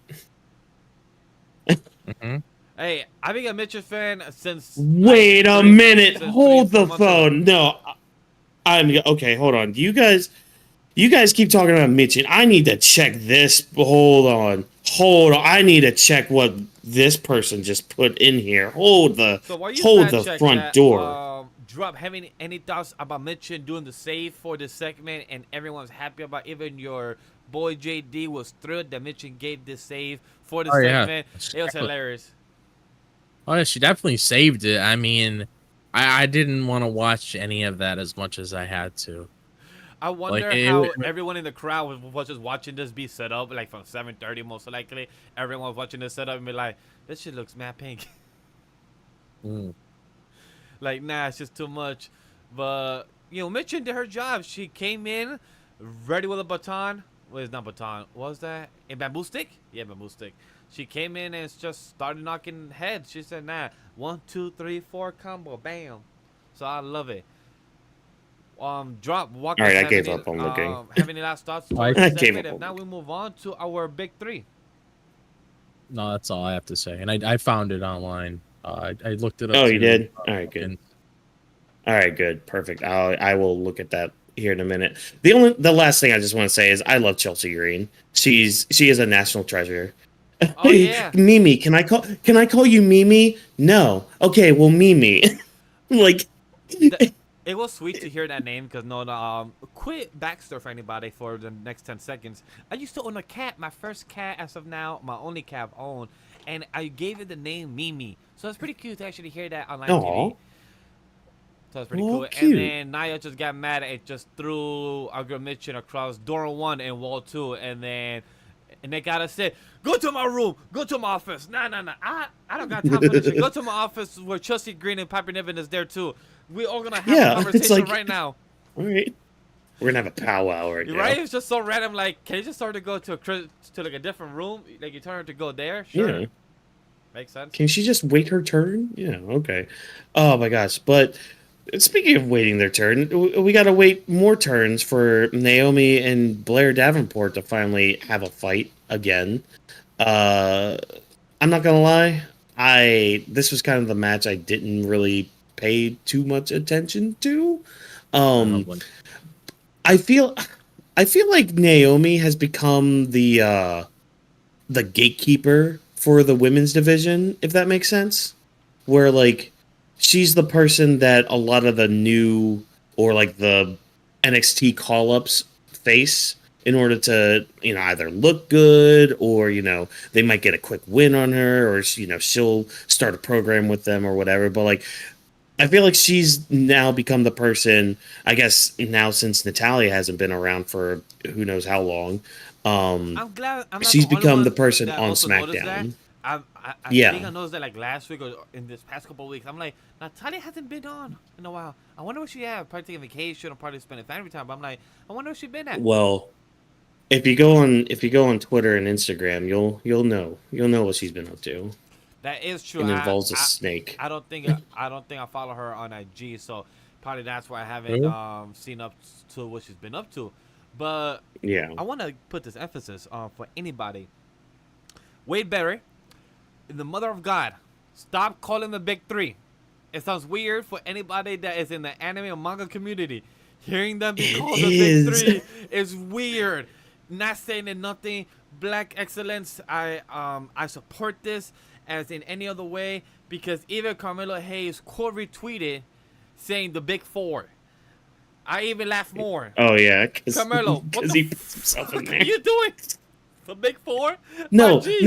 See, Uh, my issue with the whole big three thing with them is like in my mind, I keep trying to think, okay, Who's One Piece? who's Naruto, Naruto? who's Ichigo, and who's Luffy, who's which, and I'm pretty sure we tried to like say who was who on this podcast before, but like even still, I'm just like, but who really fits the Luffy role and who fits the Ichigo role and all that. So right, I'm gonna say it right now, top of my head, if I had a gun in my head and tell you right now my answer, I said Naomi. all right, put her in Luffy, our private chat.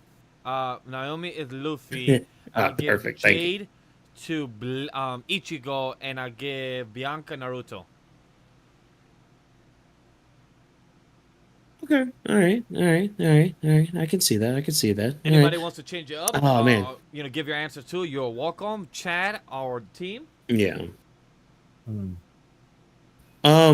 No, I'm pretty good with that. But like, even still, I'm just like, but like, there are some times it's like, Naomi's kind of more serious and kind of like the straight person, like Ichigo would be in the trio, and then like, oh wait, no, then Bianca's goofing off like Luffy, and it's just like, who's who, who's what. But I like the lineup you gave there, but.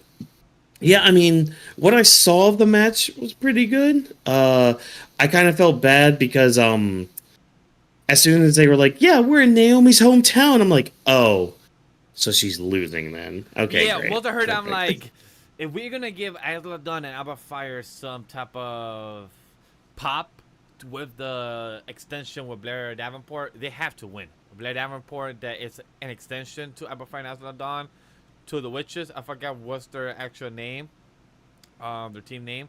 Blair Davenport has to win over Naomi. And by the way, I want to give a big shout out to Jade and Bianca, whoever is a stylist, or if Bianca also did the outfits. If she also did the outfits, imagine she like, you know what? I'm gonna design these outfits too. Instead of doing my wrestling gear, I'm also do our streetwear. If she did, yo, Bianca, you are a work of art. You are a stylist. You're amazing. But if somebody did it, I want to give her credits due. The work the ladies did. Jade and Bianca slay on their outfits. And Naomi, you lost. Very sad loss. I want to give emphasis as well. I cannot give too much thoughts because when the match started, when Naomi headed out, it went a commercial break. I literally thought I was going to be gone for a couple minutes, and I was. Came back, the match was literally over. And I'm like, what the fuck happened? Literally 5 minutes or so happened. The girls from Blair Davenport came out. And very fast. The match happened. I'm like, okay, I guess I didn't miss much, or the match was supposed to be this fast. Because it's like, hey. So my apologies. I did not have too much thoughts for this match of the segment. But for the segment itself, I really like how the backstage was and how Naomi got the L and Blair Davenport got the push. And Wade Barrett stopped calling the big three because it's very confusing. As somebody who is known by that phrase since maybe 2005, since I was aware of that phrase, it's weird to hear it. Yeah. In a wrestling side. Even though we're called Weebs of the Ring, it's totally fine for us to say it. But when you have a wrestling only people calling it and they're not aware of the other type of terminology that's used in other type of media, it's very out of the loop. Well, I'm pretty sure like Wade's mentioned like Demon Slayer. Somebody has on commentary because I remember he has with like Corey Zelina Grace, Vega. I believe that was Corey Grace that said it before. I actually recall him doing that when Zelina was on SmackDown. Oh, okay. Because Zelina had a Rengoku. Yeah, because Zelina had Rengoku hair before, and he commented on it. Yeah. Oh my gosh. But I mean, yeah, this is really just to kind of lead into next week's 6-woman tag, which that should be fun because we have a mixed 6-woman tag next Friday, but then we have a belt match this coming Monday in a triple threat. So that's gonna be very interesting how that relates to each other on Monday when it goes to Friday. But most likely, Alba Fire and Azula Dawn should win. Hopefully, they win. That's my vote for that when it comes to this coming Monday match. Yeah, Sky Pirates, or they drop the titles. Or they drop the titles and then lose this feud with the big three and back into the speed championships for them. What you got, Joe? I personally want I think if I had to choose a team to win on Monday, I'd probably say the Sky Pirates. But this segment itself, this match itself, I should say, I didn't really care for too much, but the segment in the back is what I really cared for the most, especially when it came to Carmelo just coming from the back to prepare to head out for his match with Andrade. So that's the part that made me laugh a lot when he came out there, because he said like, "Oh, even though they were, I'm about to win," and Jay was like, "Don't he got you 2-0?" Yeah, still watching my match. That's what I liked about it, because it does show that they're paying attention to him, regardless of them trying to make fun of him. They still watched his match. They're obviously paying attention to me. He was proud of that. He's like, she still watches me. I'm like, you ain't wrong. Like, Carmelo, you technically not wrong to feel that way. Like, hey, I got the L, but the girls are watching me though, so like they got my name in their mouth, so I feel like that's a win. So I love Carmelo's positive attitude, and also it's something that he put his headphones back on when he's literally about to get out in the entrance. When I'm like, logically it don't make sense, but I guess we're about to go to commercial break. It makes sense, so sure. Yeah. Now he's got to get that last little hype in. Yeah, and don't worry, you got Kalani to go home to, Carmelo, so you're winning either way. That's true. Hell yeah. Exactly. Oh man, and winning he did, because I like because again, like I like how we're just blending in different segments, but like you're making your world, your universe means something. It feels lived in. Like, oh, yeah, Carmelo has his own thing with Andrade here. But, the big three have their own thing. But, hey, they're having a short little interaction here, which ties in well to, again, like, going right into this match of Andrade versus Carmelo. We get the third encounter between these two, and this was really good again.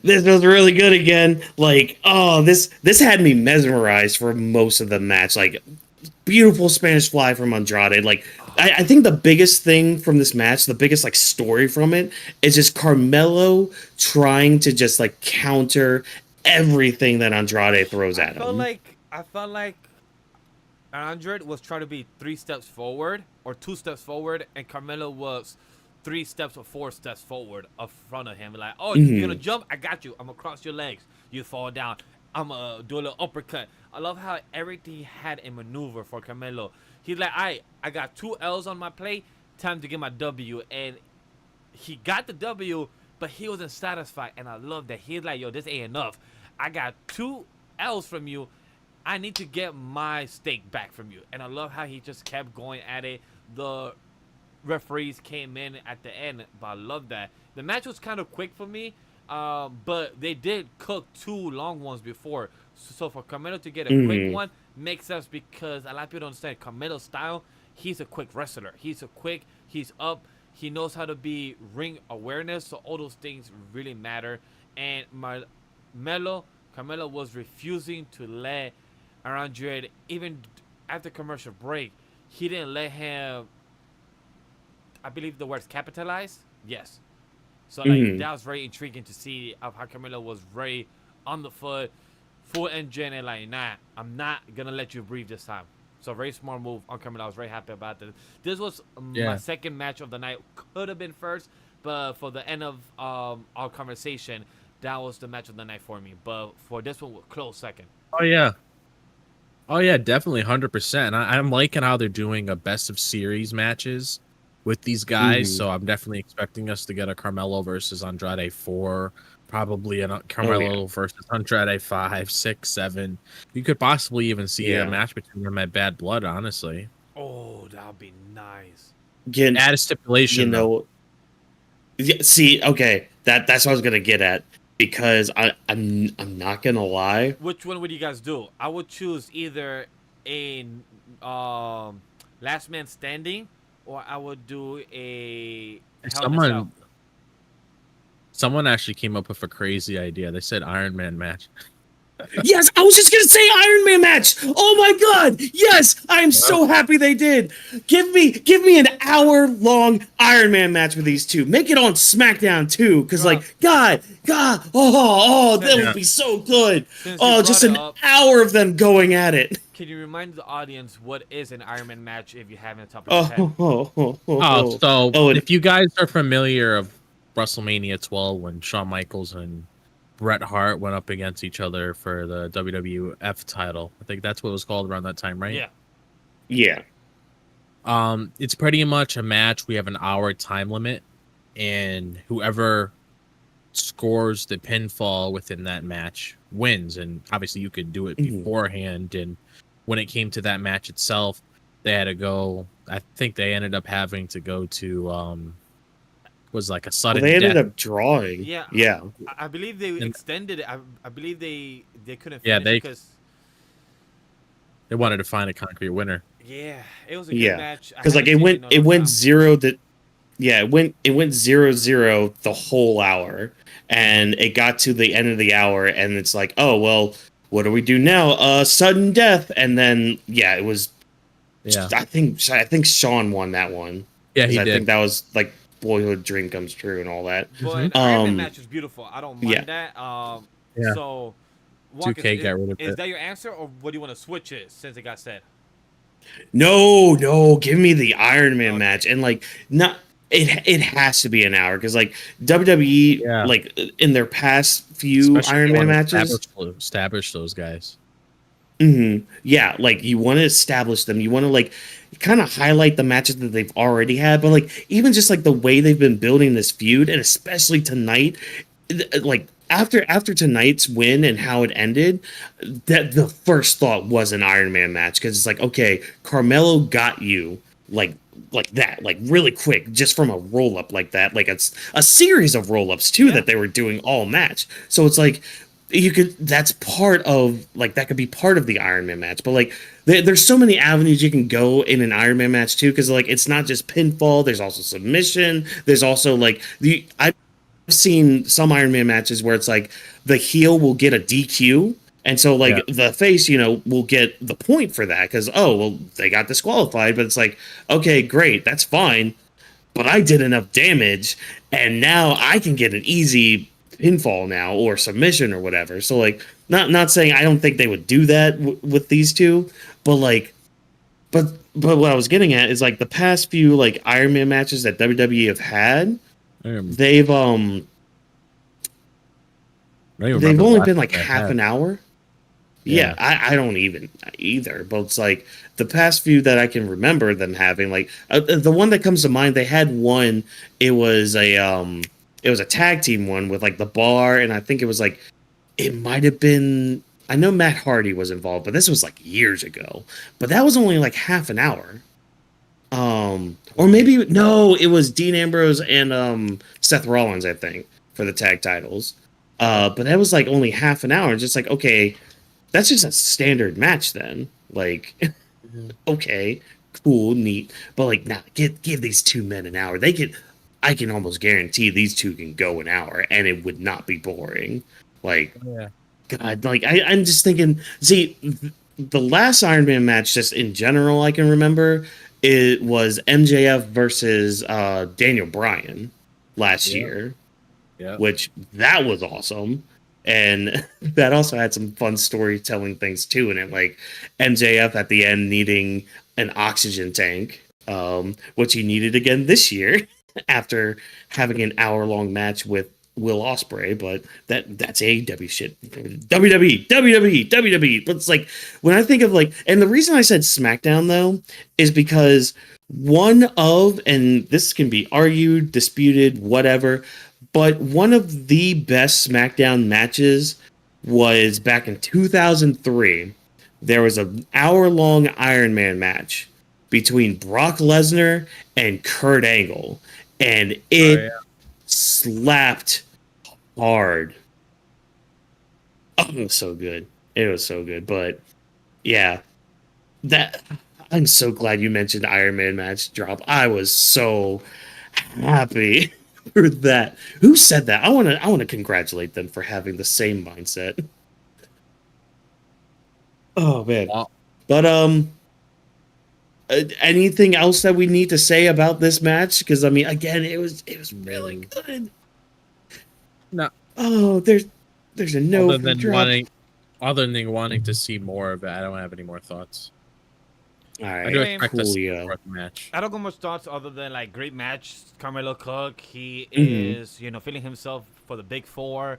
He's cocky, confident, but he did a beautiful roll up. He got the win, and they both were a sore loser that they wanted to go for an extra round. I love how, great shout out. Andrade continues getting a pop on his entrance, and I love that. Oh yeah, small pop is organically growing. What he has done since Money in the Bank has been doing so well. So I really love that they're continuing to push for Carmelo and Andrade, and can't wait for his queen Charlotte to be coming back, so they could share their stage together on Friday Night SmackDown whenever the time comes.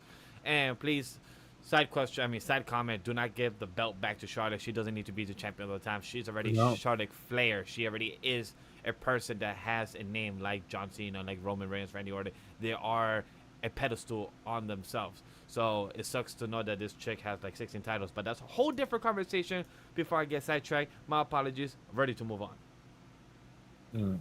All right. Well, moving on, we will, because we have a U.S. title picture to talk about, because good old Santos Escobar won a number one contenders match last week to face off against LA Knight in DC next week. And oh man, I'm so tempted to go there. But we had a video package with Legado, and kind of glad we did. And I'm kind of glad that Santos Escobar mentioned a few things in here, being like, we've kind of gotten a little complacent.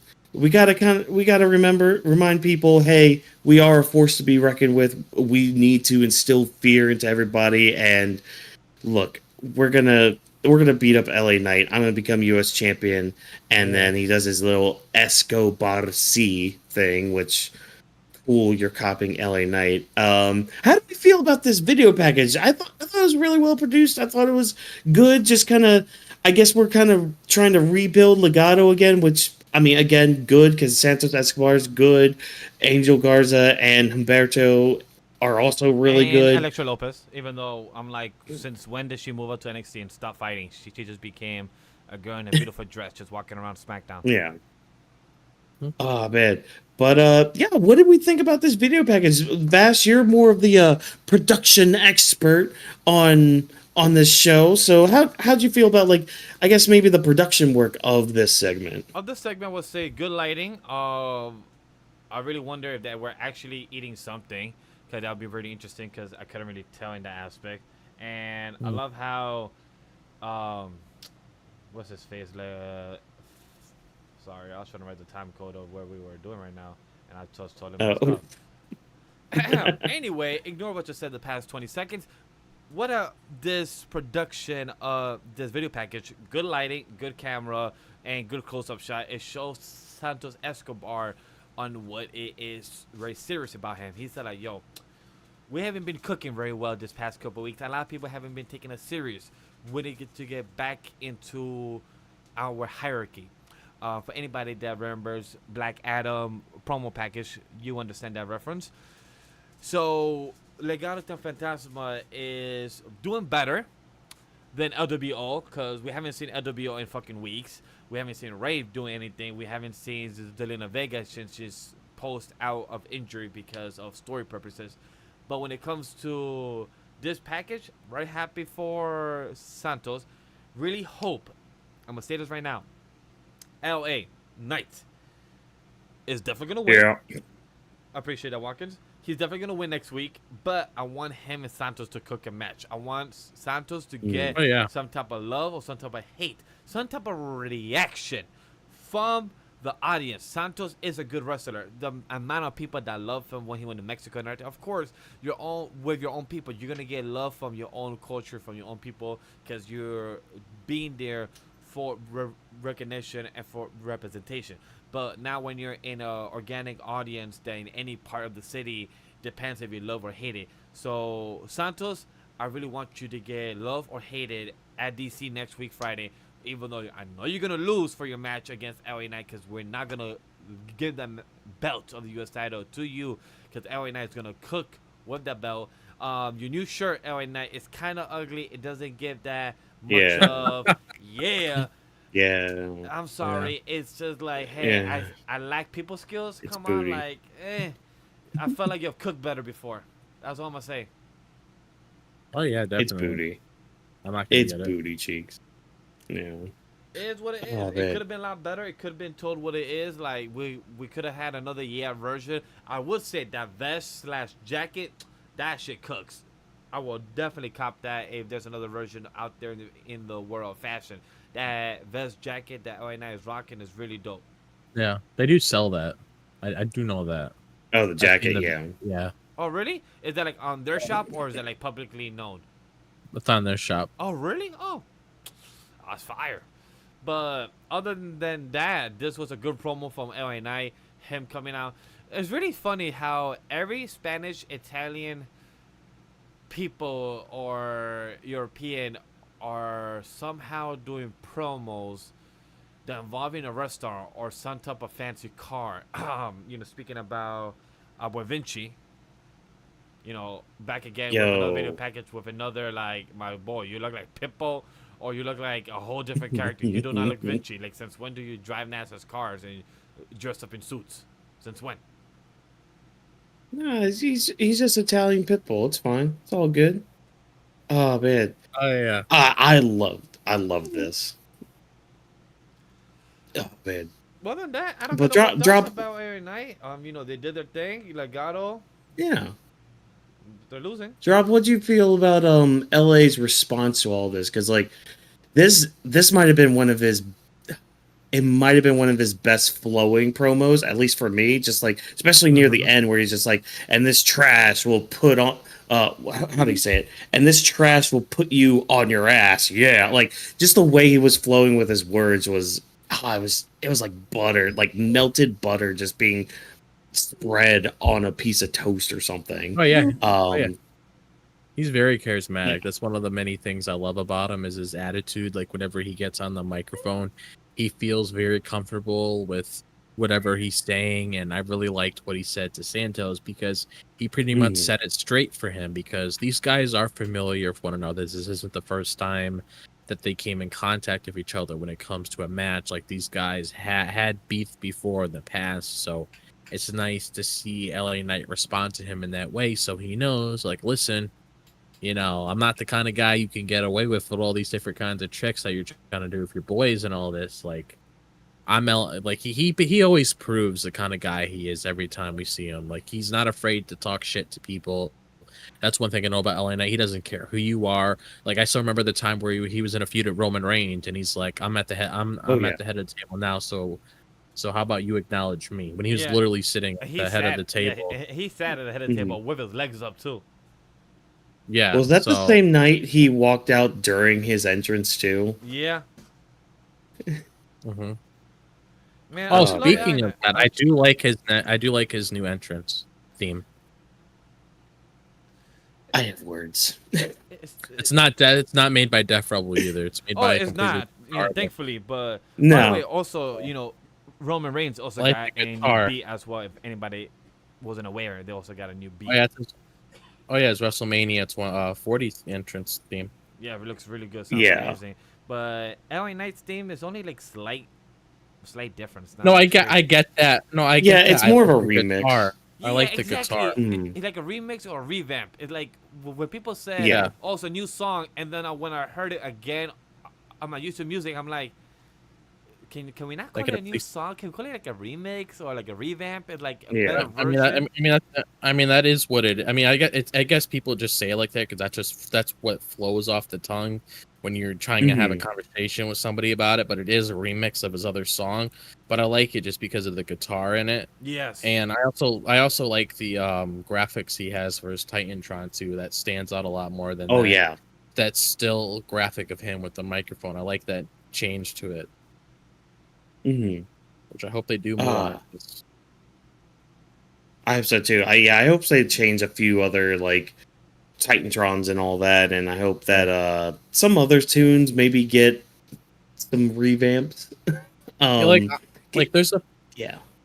There's a part of me that kind of wants them to go back to the old days where they showed like highlights of the guys and their matches, or they're performing certain stunts, or if it's like this nice cinematic, like you see where Carmella, she has like a whole cinematic Titantron, and then you see the same thing of KO. He has a cinematic Titantron. I would love to see something like that with like Cody and Randy and all of them, because I used to do that all the time as a kid.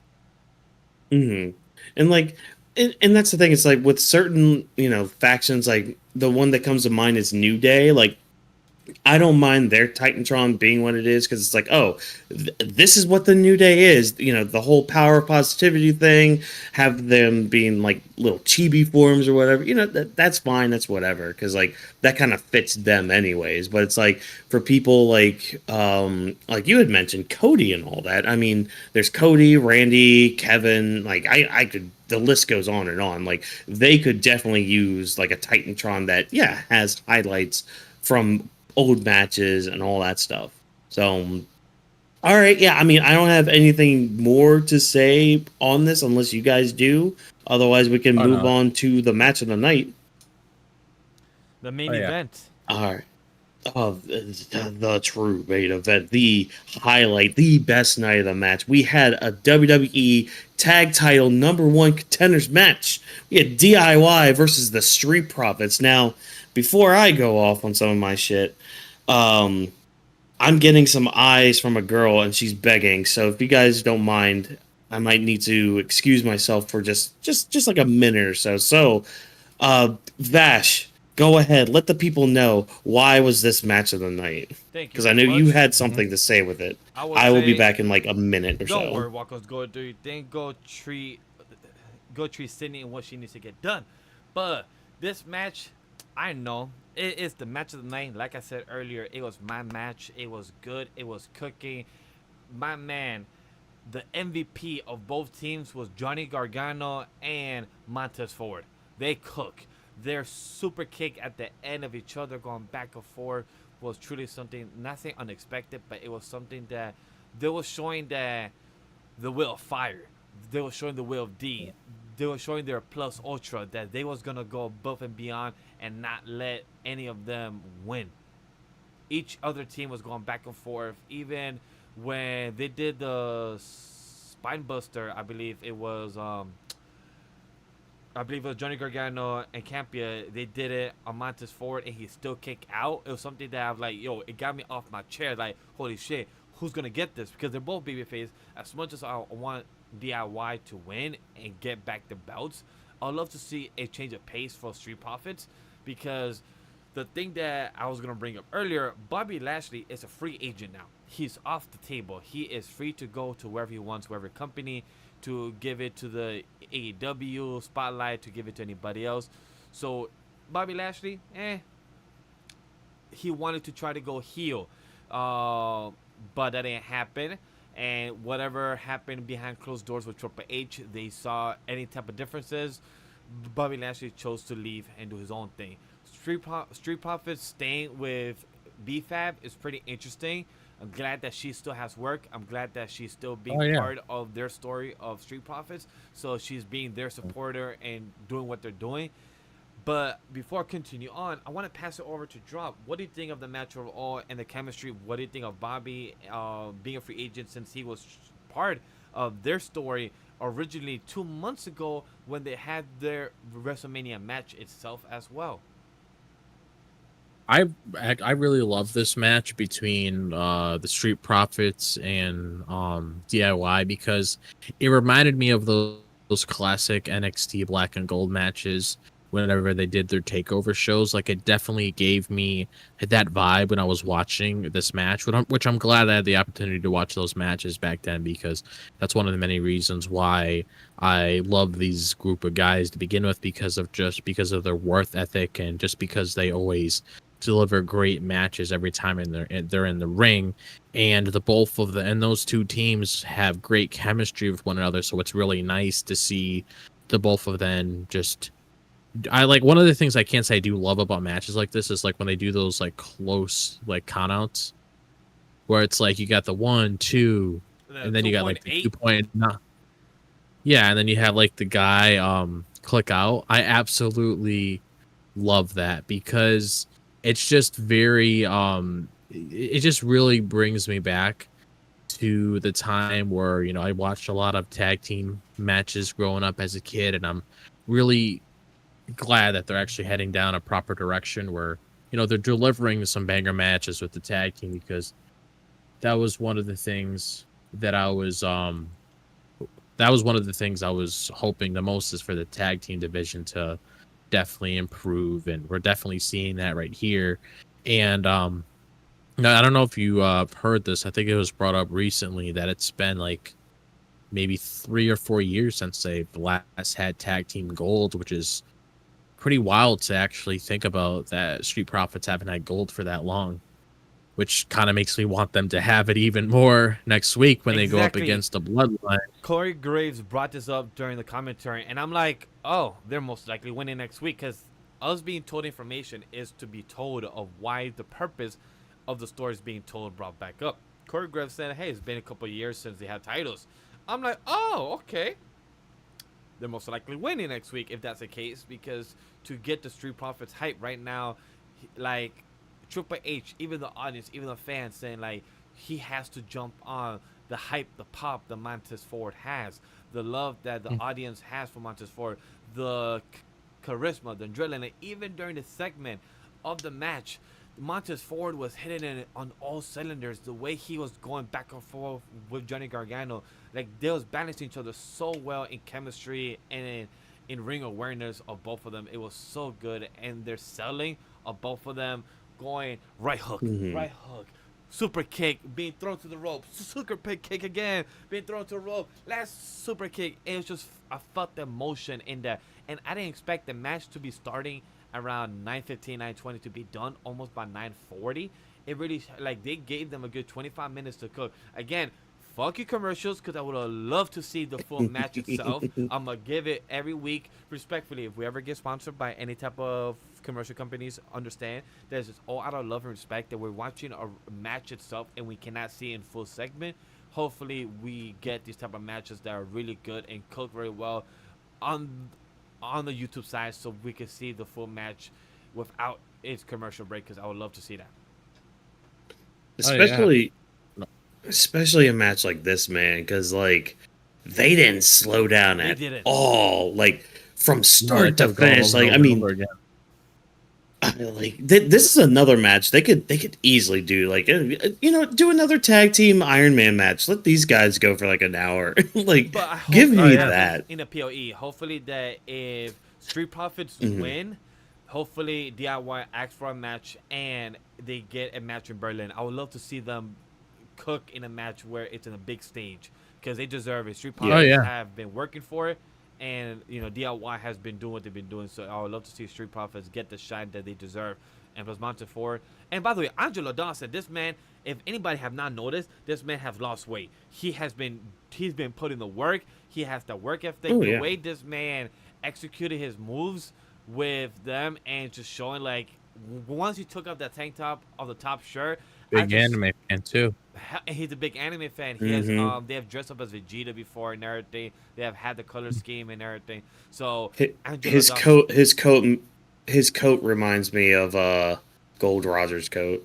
Yes. Like anytime he wears it coming to the ring, I'm just like, huh. You know, that looks like a pirate captain's coat, or like it gives me the vibes of that. And I'm just like, oh, okay. So publicly that he is a One Piece fan. I believe he has said it publicly. Oh yeah, no, he is. So it just works. It makes sense. But I wonder if he's doing that choice of Jackie on purpose. He's like, I'm the king of the pirates, but that's nobody would know other than the anime manga fans. They would know that there's a reference. Like, other than him, like if he stands like this, like literally like arms crossed, and be like, I have left all my treasure. Go find the One Piece. God. Oh, that'd be funny. But like, I think one thing to note too, like, and I wanted to make sure I put it in the notes too, because like not a lot of people, or at least we don't see a lot of good mat wrestling in at least in WWE. So sometimes we do, like I think Andrade and Carmelo, like in their first go round, had some good stuff, but like. Just the opening of this match alone with Gargano and Ford was just really good. Just like the sequence that they had done, and then like going. I love tag teams like this where it's just like, okay, we have our speedy guys and we have our like kind of stronger but like bulkier like physical guys, which is Angelo Dawson and Campia. They're the two opposite, and then we have Montez Ford and Johnny Gargano. They're their version. Yeah, it's like I don't know. I eat that up a lot, because it's like, okay, because they always start off with like, oh, we're equal, which I mean, when you look at these two teams and their resumes, yeah, they are pretty equal to each other, especially in the quality of matches that they put on. But like, I had a hard time even writing notes for this match, because like I was just so mesmerized. I was just hooked. I was just sitting there enjoying everything, you know? And man, the super kick into the fairy tale ending with freaking Dawkins kicking out of the eye. That had me going. I didn't expect for him to kick out the face of Campia. Me either. That was the next thing I was going to bring up.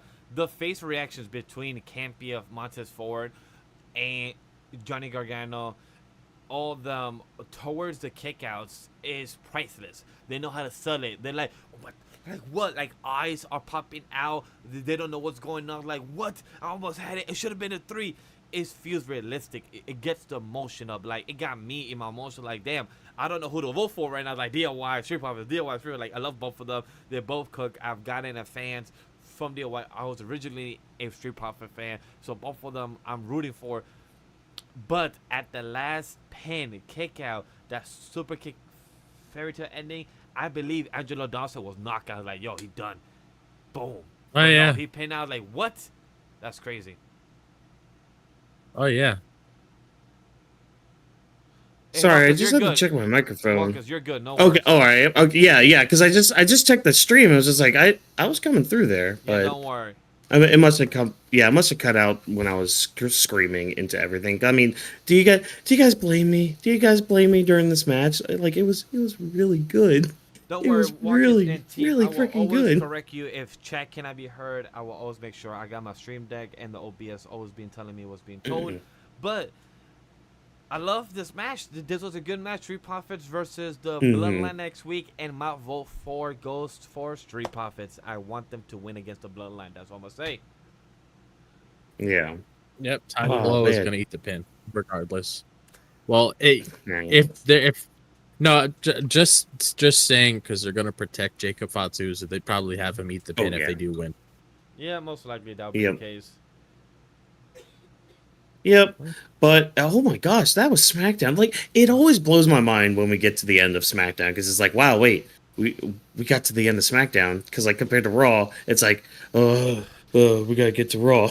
But like, man, wow, what a fun SmackDown. Like, I mean, we're gonna talk about our overall thoughts with everything, but like, I really enjoyed SmackDown tonight. I mean, yeah, I kind of started off with like that kind of cringy segment at the beginning, but like, everything else was hitting really, really well. And I mean, I'm liking the build that we're having with this Bloodline stuff. Again, it's going to be a slow build, so we're finally, marinating everything. It's not in the smoker yet. Like, we haven't put it in the smoker yet.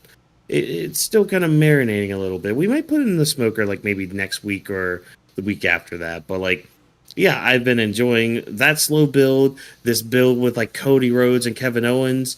I'm enjoying the possibilities that might be coming from that. And I mean, everything else too has been really good. Like the whole Nia Jax, Tiffany Stratton relationship being what it is. This big three versus Blair Davenport and Alba Fire Isla Dawn. I mean, it is what it is. We'll see what comes from that. Andrade and Carmelo still cooking with each other, and that feud's not stopping anytime soon. Legado's, I guess, getting built up again, and an excellent tag team match. But I'm gonna bring it off to you, Vash. Go ahead. What do you think of SmackDown overall this week? Like the same thing like Whawkins said, it's very exciting to always talk about SmackDown because we have the grappling of the week. Because like people don't know, Tuesday NXT, Wednesday Dynamite, Thursday Impact, and Friday SmackDown, Saturday Collision that we never talk about. But all this has been conversation for sure. I got to Who put my talks jokes about out there. Collision? I got to talk about my jokes. Talks about Rampage. Collision. And Rampage. I too. mean, Rampage is happening or did happen already, but that one happened. you mean the third hour of Dynamite? Yeah, like third hour Dynamite that everyone already seen but barely speak about. Yeah, so Yeah. it's a good coverage type of week show for SmackDown. Where Weebs of the Ring, for anybody that is not aware, Weebs of the Ring is one podcast but has a two-part show. Part one is Raw, Friday is SmackDown, and Monday is like we're doing a full show. We have straight in, we start, we get to the show, and Friday we just chill back, we talk about what's been going on, and SmackDown we usually cover it within an hour and a half. So I love this conversation. My favorite thing was about the tag titles. It is beautiful match between the two baby faces, Street Profits versus DIY. I was very happy for the win for them. Street Profits for the win for Bloodline next week. I can't wait to see Nia Jax. I can't wait to see versus Mitchin. Curious to see how's that gonna end up. Princess, we saw what you were doing behind closed doors. This was more of a party for you. You had the unicorn, you had the balloons. Hey, and I was like, bitch, this shit ain't for me. What you mean? Pink ain't my color. I like destruction. That's more my style. I'm like, so, like, girl, once you said that, I'm like, all right, cool. So destroy this set. That's what I thought you were gonna do. You said destruction your style. Then pop the balloons, pop the unicorn, destroy Pretty Deadly. That's what I thought you meant by destruction. Like, you're gonna cause it. If you can't make it, if you cannot have it look pretty, then cause of destruction. That would have been a nice segue to continue the celebration, but I guess that wasn't what they was going for. Legado de Fatasma, good video package for what we could enjoy so far from what they've been presented. And right now, we'll continue getting the W. Can't wait to see the U.S. champion, giving the win. And other than that, Carmelo versus Andrade. Let's go round 4. Big 4. Let's go big 4. Big 4. Oh my gosh. But Drop, what do you think about SmackDown this week? I really enjoyed the show. I'm glad that Roman came back so we could get more stuff on the bloodline. I'm always looking forward to seeing the matches between Andrade and Carmelo. That's something I always look forward to because they always have great matches with each other. And I'm definitely looking forward to that 4th match. And I'm also looking forward to that Cody and KO match because regardless how people feel about it or whatever, even though it makes sense, I'm still looking forward to it because I feel like they're going to work very well in the ring with each other once they have that match with each other. I'm also very interesting to see what's going to come out of this whole Nia and Tiffy situation. Like, I mainly want to know what's next for Nia, like beyond Michin, because she did say that she's getting a title shot towards her, but beyond Michin, I'm very curious to see what's going to be going with Nia Jax. But other than that, that's honestly all my thoughts on SmackDown. All right, yeah.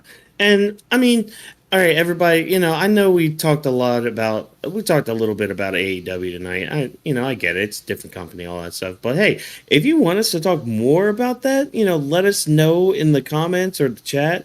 Like we'll figure something out, whether it's a team effort or like solo stuff, or like if it's short form, long form, however you want some of that. I don't mind trying to talk a little bit more about AEW. I know it's a little more action paced than with their stories and all that, because mainly the stories are I want to beat you, well, I want to beat you, but there's some nuance in there too that could go into discussion. But yeah, just let us know if you want some of that.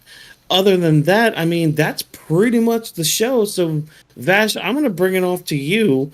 It seems like I'm having some issues with people subscribing to my channel for some reason. So I'm gonna call Johnny YouTube and see what's going on with that. But why don't you let everybody know where exactly they can find us if they want to talk about anything, whether it's wrestling or anything else that goes anime on in and the manga world. is in your soul, like Whawkins always brings up in the YouTube in our YouTube intro.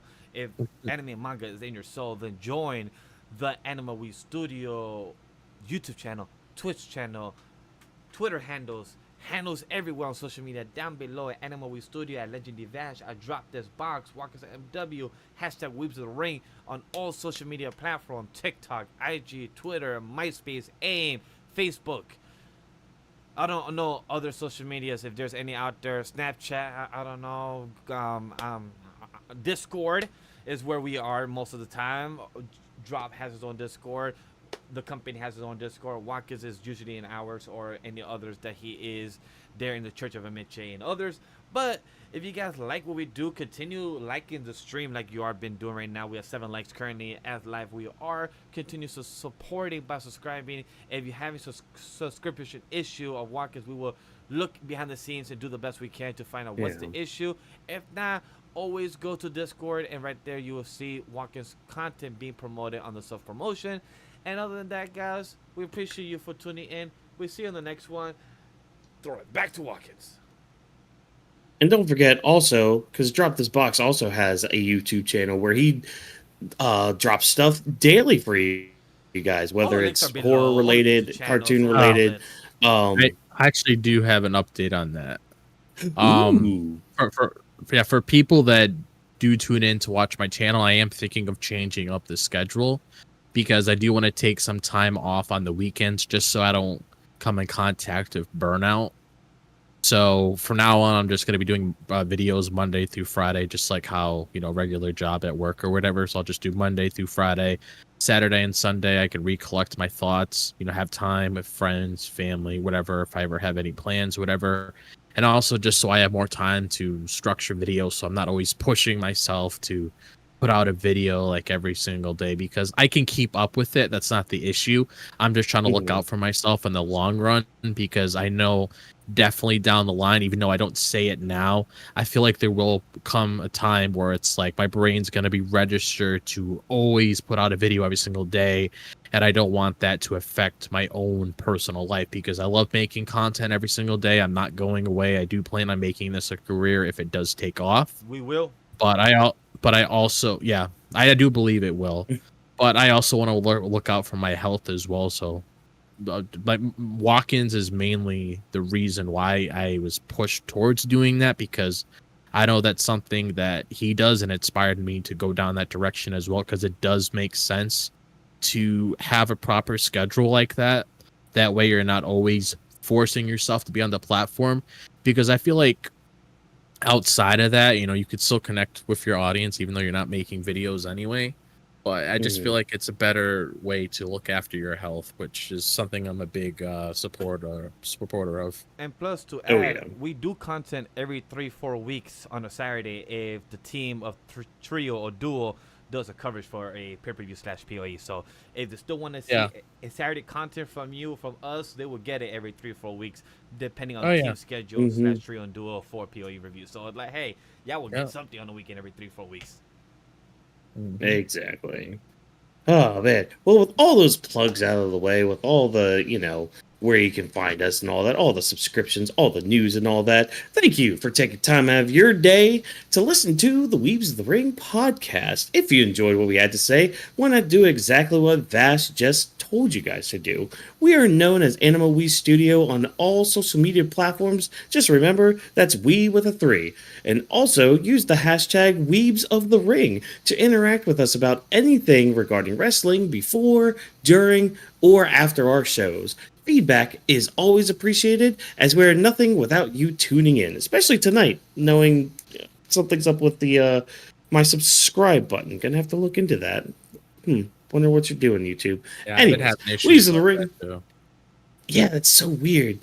Like, it'll be like views or like likes just disappear. I don't know. That's besides the point because. Yeah, we got the feedback, all that stuff. Thank you guys so much. Because Weebs of the Ring is presented by AniMa We Studio. So thanks as always to our production team of Vash, Whawkins, DropThisBox, Rome, and Jokester, as well as special thanks to JB and Abe. Thank you once again for joining us. And remember, no stunt grannies were harmed in the making of this podcast. Have a good night, everybody. Have a good one.